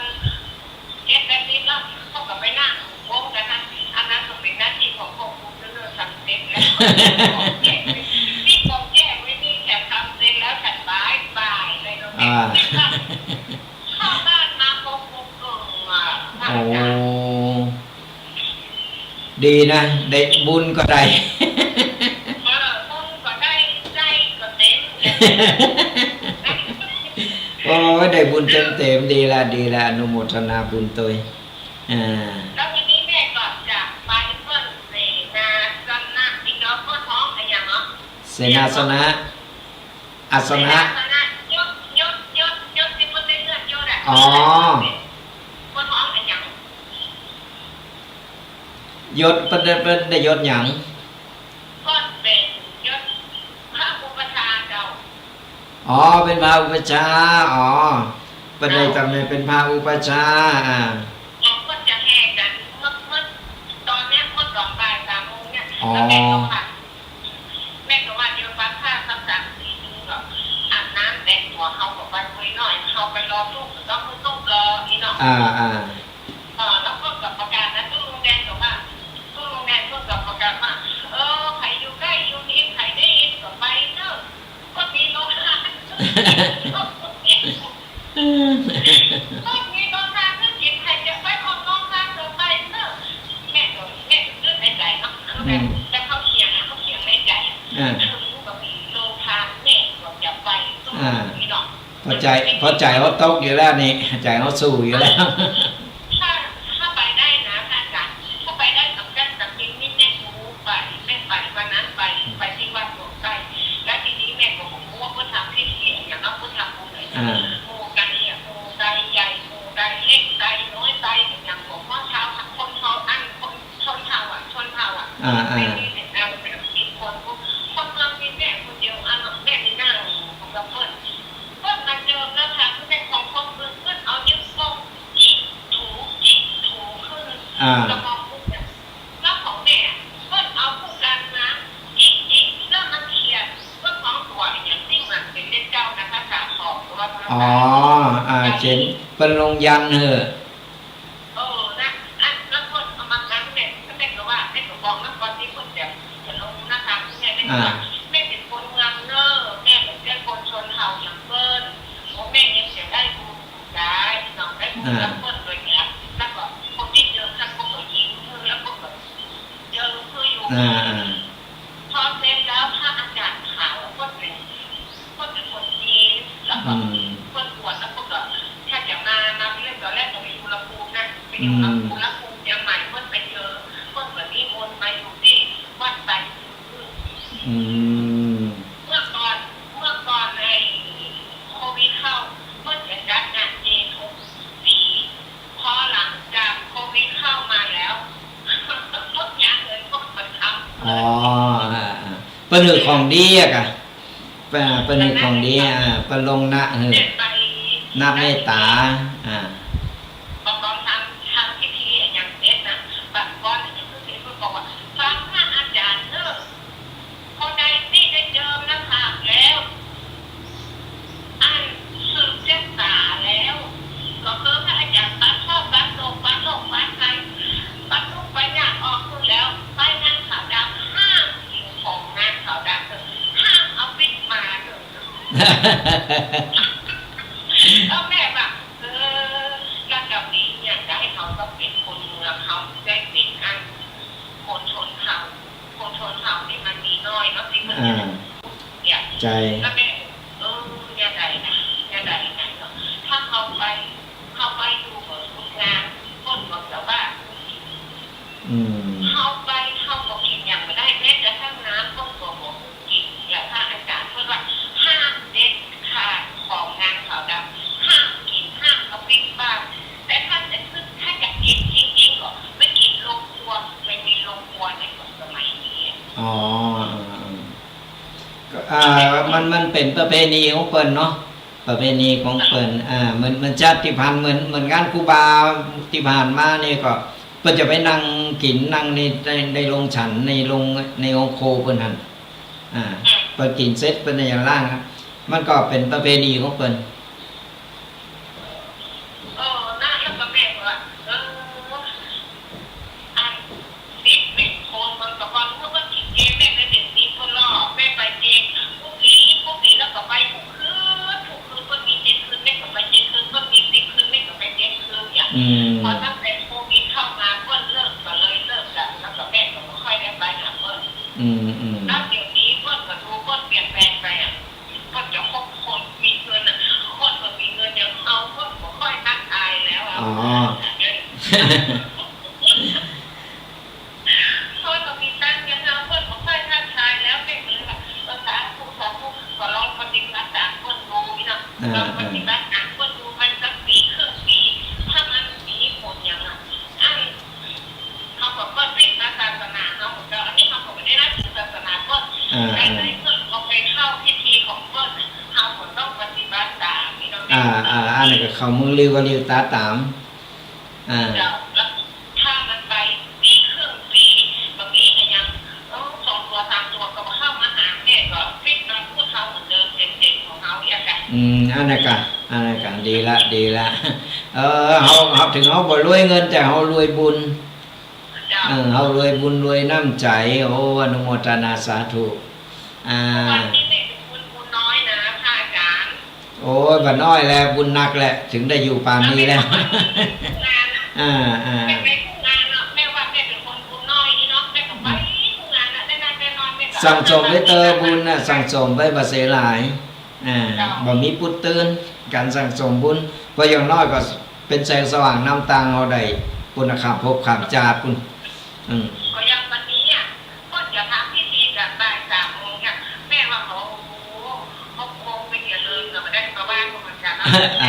เขามองไปมันเย็นที่เนาะท้องมันไปมามันท้องแม่บอกไปก็น้องไปเขาตั้งใจไปอันนี้ตัวเขามีเขาไปจะได้รวมกับก้อนที่เนาะไปได้ก็ไปเถอะบัดนี้ตกบุญเนอะเป็นกัลยาณมิตรดีต่อกันบุญรักษาเนอะสาธุเจริญพรได้ยินชัดแล้ว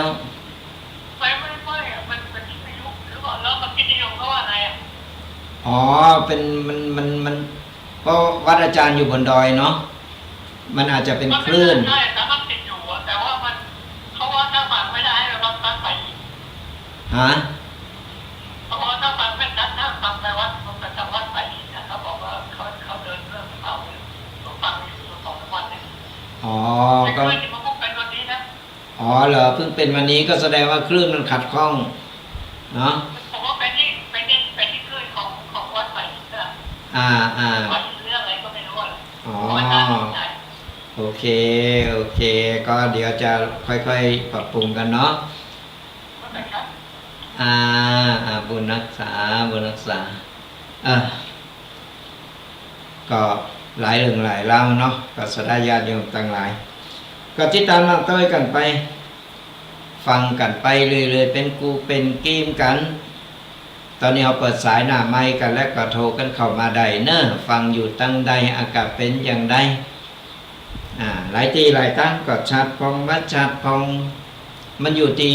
บางครั้งก็อยู่ที่คลื่นบัสเถียนก็เดี๋ยวก็ไปแก้ไขปรับปรุงกันไปโทรกันเข้ามา0826112245ตอนนี้เราก็ยังมีเวลากันอยู่ได้มีเวลาได้ได้แลกเปลี่ยนทัศนคติได้แลกเปลี่ยนความคิดความหันกันก็ติดตามฝากติดตามหลังต้อยกันไปกดไลค์กดแชร์ฟังธรรมะสบายสไตล์ตุกปีแดงฟังอยู่ตั้งใดก็กดไลค์กดแชร์ฟังย้อนหลังกันได้เนอะหลายๆช่องทางบ่ว่าจะเป็นทางวิทยุ FM 104 วัดฝายหิน หรือว่าเครือข่ายต่างๆหรือว่าจะเป็นตั้ง Facebook ช่อง YouTube กลุ่มไลน์สะดวกสบาย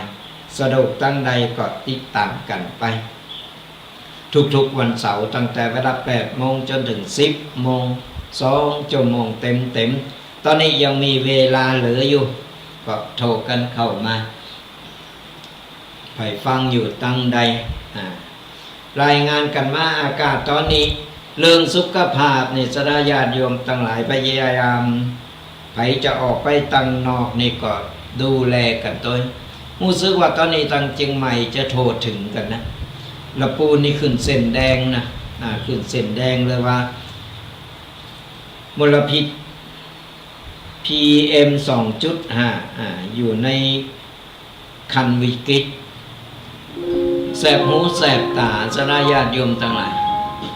แสบหูแสบตาฟังไปเดี๋ยวขออนุญาตนะเจริญพรฮัลโหลเจ้าวัดจ่าเจ้าจากตั้งใดหาเสียงเจ้าเลยเมื่อก่อนที่อยู่บ้านเราเจ้าอ๋อยองมาแล้วยองปะยองละอ๋อเราบ้านเราพระเจ้าตาเขียวเพิ่งกะล้างพระราชทานเพิ่งซบไปนี่เนาะเจ้าวัดพอดีที่นอกอยู่นักปูนักไปประเทศนั้นเขาบอกเอาอ๋อเขาไม่ได้บอกสักกรรมเลยเจ้าเพิ่งกะล้างพระราชทานเพิ่งซบไปในบกี่วันนี้เองเจ้าไปเดี๋ยวไปโรงงานกันอยู่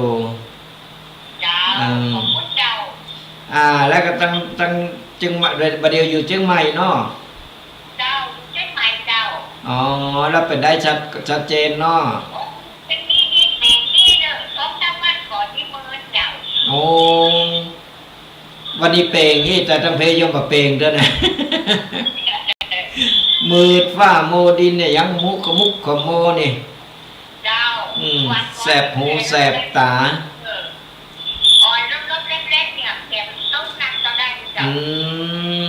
ก็ยังดีเนาะมองหายห้อนหน่อยอ๋อประเดี๋ยวนี้มันนักละปูนเพมันขอนมาทางละปูนมันลุกจึงใหม่มากกะอันก็ฟังชัดเจนเนาะอ๋อมันแต้นเปิดนี่อ๋อดีละฟังธรรมะไว้ดีแล้วเป็นกำลังใจกัน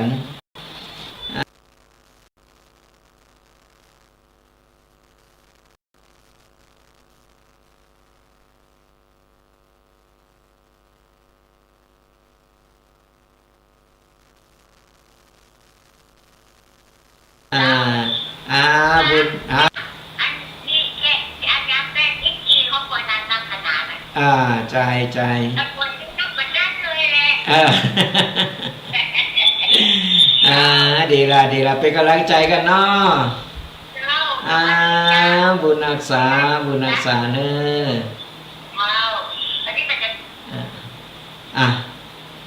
ะยองปะยองเดี๋ยวใจจ๋ากันก็มนดีสระญาติโยมทั้งหลายนี่แหละเฮาได้ได้เอ่ยกันเป็นกูเป็นกีมกันมันเพิ่นว่าเป็นกัลยาณมิตรดีต่อกันมันจะได้บ่งอมบ่เหงาก็เดี๋ยวอีแม่งอมไหมหมอก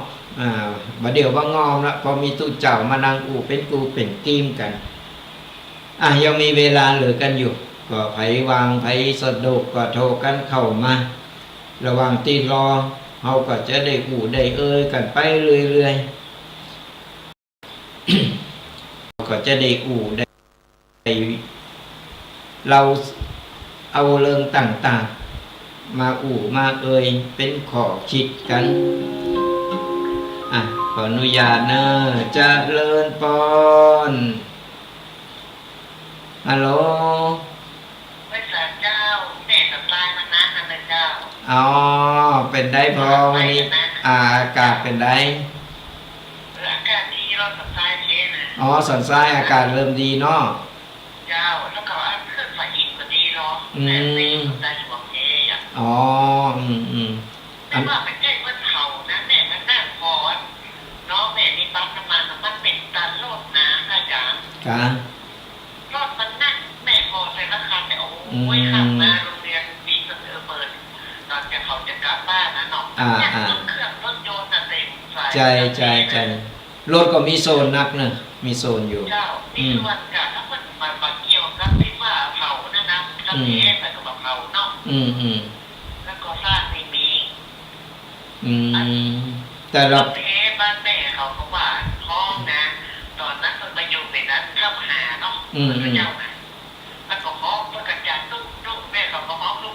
กำเป็นเข้าหูเพื่อกระจายตุ้งนะแล้วแม่เคยว่าผีเสื้อ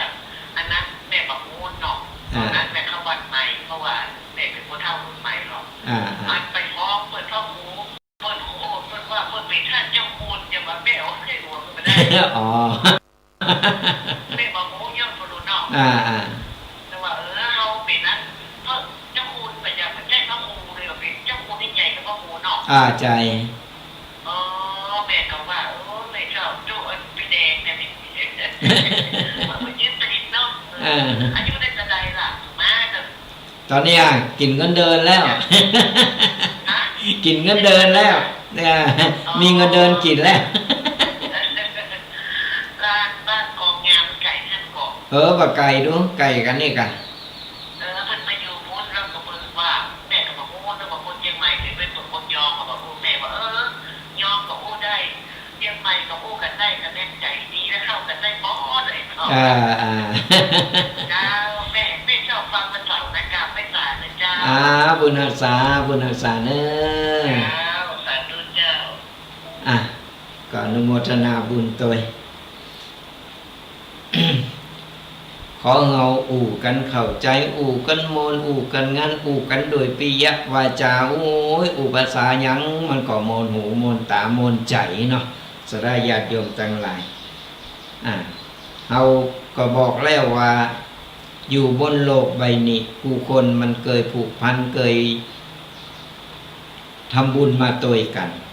มันได้มาปะมาพบได้มาอู่มาเจอกันปะหน้ากันก็โอ้ยเป็นมิตรไมตรีต่อกันนั่นแหละคือเพิ่นว่าสายบุญมันมาถึงกันเพราะฉะนั้นแล้วเนี่ยคือเฮาเนี่ยพยายามทำใจแปลงใจสิใสดีงามจะไปอคติจะไปผูกอาฆาตพยาบาทไผเฮาเป็นกัลยาณมิตรเป็นญาติธรรมกันเนี่ยโอ้มันโมนไปไหนมาไหนก็นะกันอู่กันบักเกยหันหน้ากันก็อู่กันก็ถูกคอถูกอกถูกใจกันเนี่ยเป็นว่าอู่กันแบบปิยวาจาอู่แล้วว่าเป็นผิดเป็นภัยกับไผมาเดือดร้อนไผก็เป็นสายบุญอยู่ในบุญตัวกันเฮาเป็นลูกพระสัมมาสัมพุทธเจ้าเฮาอยู่สายบุญเฮาก็ต้องจิตใจหืองามหือดียังมีเวลาเหลือโทรกันเข้ามา0826112245ก็อย่างที่ว่าหมอกควันตึงวันเนี่ยมันหลายๆด่านหลายๆอย่างรถก็ปอรถควันก็ปอควันหลายตีหลายตั้งเปิ้นบ้านเปิ้นเผากันหมดแล้วนะก็ควันมันก็ลอยเข้ามาทางบ้านเฮาพองแล้วตั้งละปูนนี่ก็ไฟใหม่ด้วยหลายตีหลายตั้งมันก็เลยสะสมกันไปเลยกลายเป็นหมอกควันเป็นควันพิษเพราะฉะนั้นแล้วเนี่ยอย่างกูสิ่งกูอย่างเฮาห้ามบ่ได้เฮาก็ห้ามจิตห้ามใจห้ามโตเฮานี่นั่นก็คือเวลาจะไปไหนมาไหนก็ดูแลสุขภาพเกมหือพร้อมยาดมยามองผ่าแมทติดปิดจมูกให้จากนักกายเป็นเบ้าได้เฮาต้องระวังเนื้อระวังตัวเฮาหือดีเซฟตัวของเฮาดีกว่าอย่างอื่นมันเป็นเรื่องธรรมชาติเป็นอย่างจะเกิดมันก็เกิดขึ้นมาแต่เฮาก็ต้องปรับปรุงดูแลตัวเฮาเองง่ายกว่าก่อนเฮาบ่ดูแลบ่ปรับปรุงตัวเฮานี่ ตัวเฮานี่แหละจะเดือดร้อน เจ็บไข้ได้ป่วยมาลมไปมาโอ้ยมันลำบากอีพ่ออีแม่ทั้งหลายโทรกันเข้ามา0826112245อาตมาภาพก็จะได้เอ่ยไปเรื่อยๆไผวางไผสะดวกโทรกันเข้ามาเนี่ยถึงบอกว่าเกิดเป็นมนุษย์เป็นเปิดโลมโลกกันจะไปสร้างศัตรูจะไปสร้างบาปสร้างกรรมหือโตเก่าจะไปอาฆาตแค้นไผมันบ่มีไผอยู่บนโลกใบนี้ได้ตลอดบ่เหมือนบานานต่างคนต่างจากกันไปตายกันไปเฮาไปเมาแค้นไปอาฆาตเพิ่นอยู่อย่างนั้นมันก็ฝังจิตฝังใจอยู่อันตายไปมันก็ยังติดในจิตของเฮาไปเกิดมาจากหนักก็เลยกลายมาเป็นกูอาฆาตมาเป็นเจ้ากรรมนายเวรกันก่อนเฮาว่าสร้างศัตรูเฮาสร้างกบุญกุศลสร้างกรรมดีไว้หือโตเก่าเกิดมากี่ภพกี่ชาติเฮาก็จะเจอแต่สิ่งดีๆเข้ามาหาเฮาบ่มีไผมาคิดร้ายทำร้ายเฮาไผตีว่าหู้โตแล้วว่าที่ผ่านมานี่ทำผิดหลายอย่างอย่างเฮาก็มาปรับปรุงได้แก้ไขได้ขออนุญาตก่อนนะเจริญพรฮัลโหลไปจ้าเจ้าเจริญพรอยากตั้งใดหาดอยสะเก็ดเจ้าดอยสะเก็ดเด็ดสกอยมาแล้วเป็นได้บ้องดอยสะเก็ดบอกว่าเหมือนว่าดำกันแต่ก็มีแดดอยู่นะแต่ก็มีแดดอยู่นออย่าบัดแสบหูแสบตานอตำเพนี่แสบหูแสบตาแม่กำลังได้ฟังท่านเป็นครั้งแรกดีละฟังแล้วเป็นได้พองก็เข้าใจดีครับมันเอาแบบง่ายๆเนาะกันง่ายๆเข้าใจกันง่ายๆฟังแล้วได้ข้อคิดอย่างพองแม่กำลังมาเปิดฟังนะคะกำลังมาเปิดฟังเนาะก็สามารถฟังย้อนหลังกันได้ฟังย้อนหลังตั้งช่อง YouTube ก็ได้ Facebook ก็ได้กลุ่มไลน์ก็ได้อย่างประจางเนาะเป็นยางก็ฟังทางวิทยุก็ได้ก็เป็นประจำวันเสาร์เนอะแม่เนอะติดตามกันไปวันเสาร์8อยู่วัดบางกอกอำเภอป่าซางจังหวัดลำพูนเป็นลำพูนนะคะลำพูนนี่ แล้วก็ไปออกจังหวัดไฟหินส่งลิงก์ไปเนาะติดตามกันไปเป็นแฟนรายการกันไปนั่นแหละก็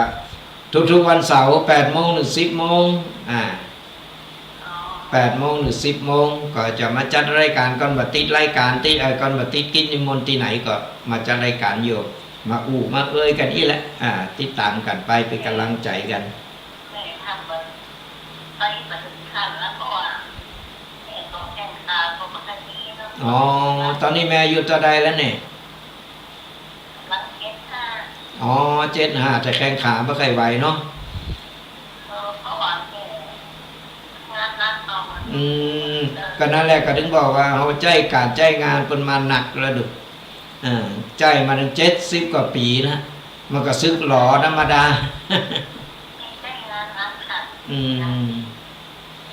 นั่นแหละ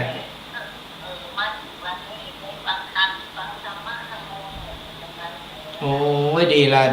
ก็นี่แหละเอาธรรมะนี่แหละเป็นตีเปิงเป็นตีเปิงได้กับเป็นกำลังใจตัวเก่าได้ดี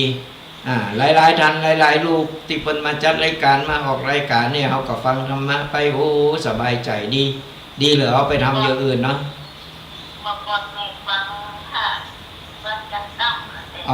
มาทำมหาประสิทธิ์ก็อยู่ติดกันนี่แหละแต่ตอนนี้เพิ่นเคยสบายจะได้กำลังฟื้นฟูอยู่ก็เลยยุดจัดรายการไปโชว์ข่าวก็เดียว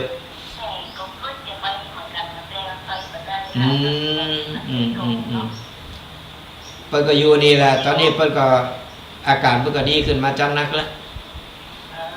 หยุดอยู่ไปอยู่ใกล้ๆกันเนี่ยค่ะวัดจังก้ามคืออยู่ใกล้ๆกันนี่แหละอยู่ตำบลเดียวกันนั่นแหละแม่ก็ป้ากันถึงวัน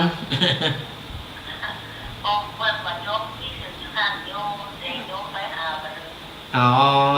เดี๋ยวป้าไปจะบอกหนูเนาะ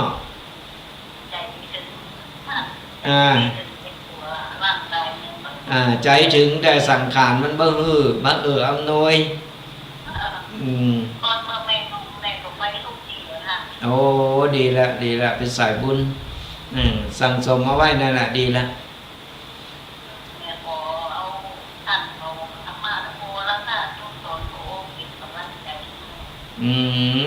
ดีละเนี่ย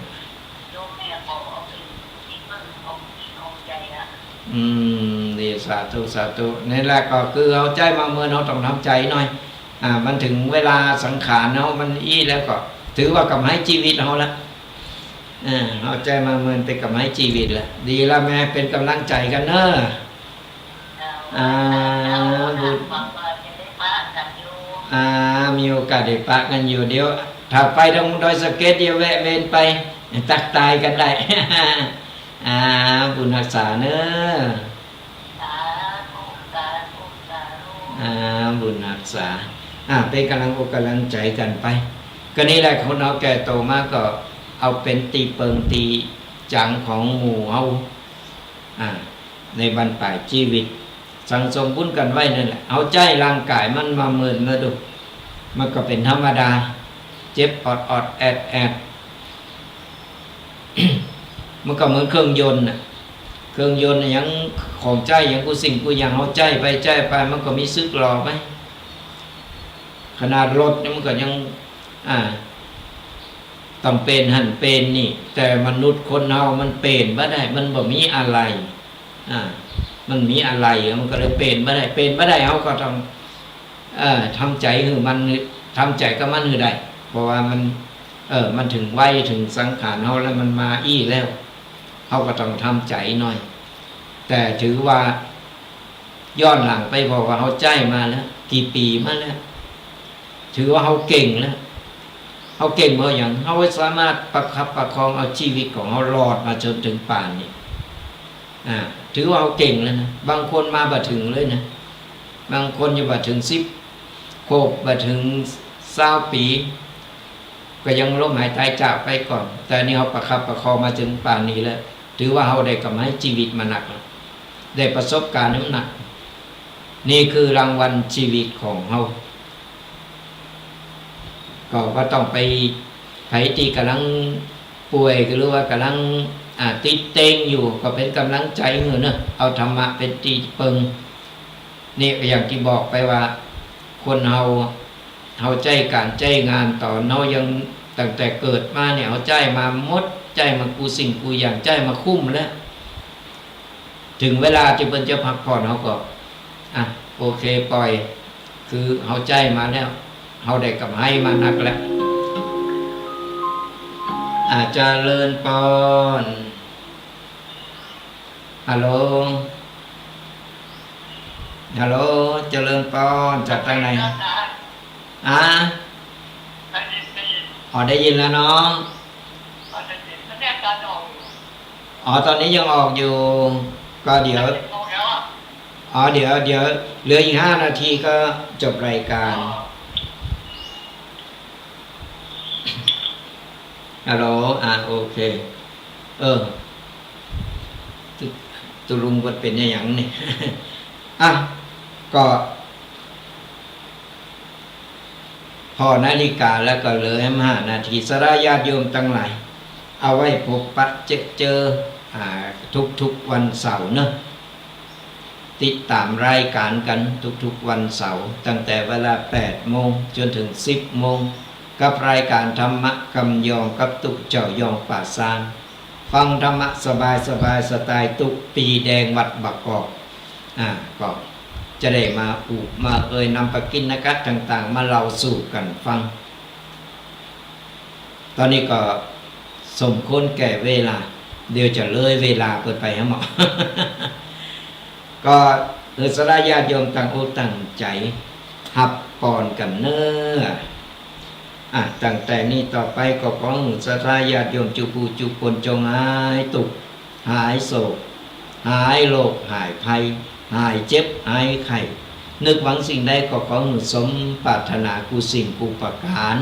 เงินทองไหลมาเทมาอย่าได้ขาดสายขอเงินต่อเงินต่อเงินต่อเงินทำการงานใดๆเจริญก้าวหน้าทำมาค้าขายร่ำรวยร่ำรวยทำไมทำสวนได้ผลผลิตเจริญงอกงามกายได้ราคาสุขภาพร่างกายแข็งแรงแคล้วคลาดปลอดภัยอายุมั่นขวัญยืนมีโชคมีใจคือบุญปกปักรักษาคุ้มครองกันกูคนเนอขอเจริญพร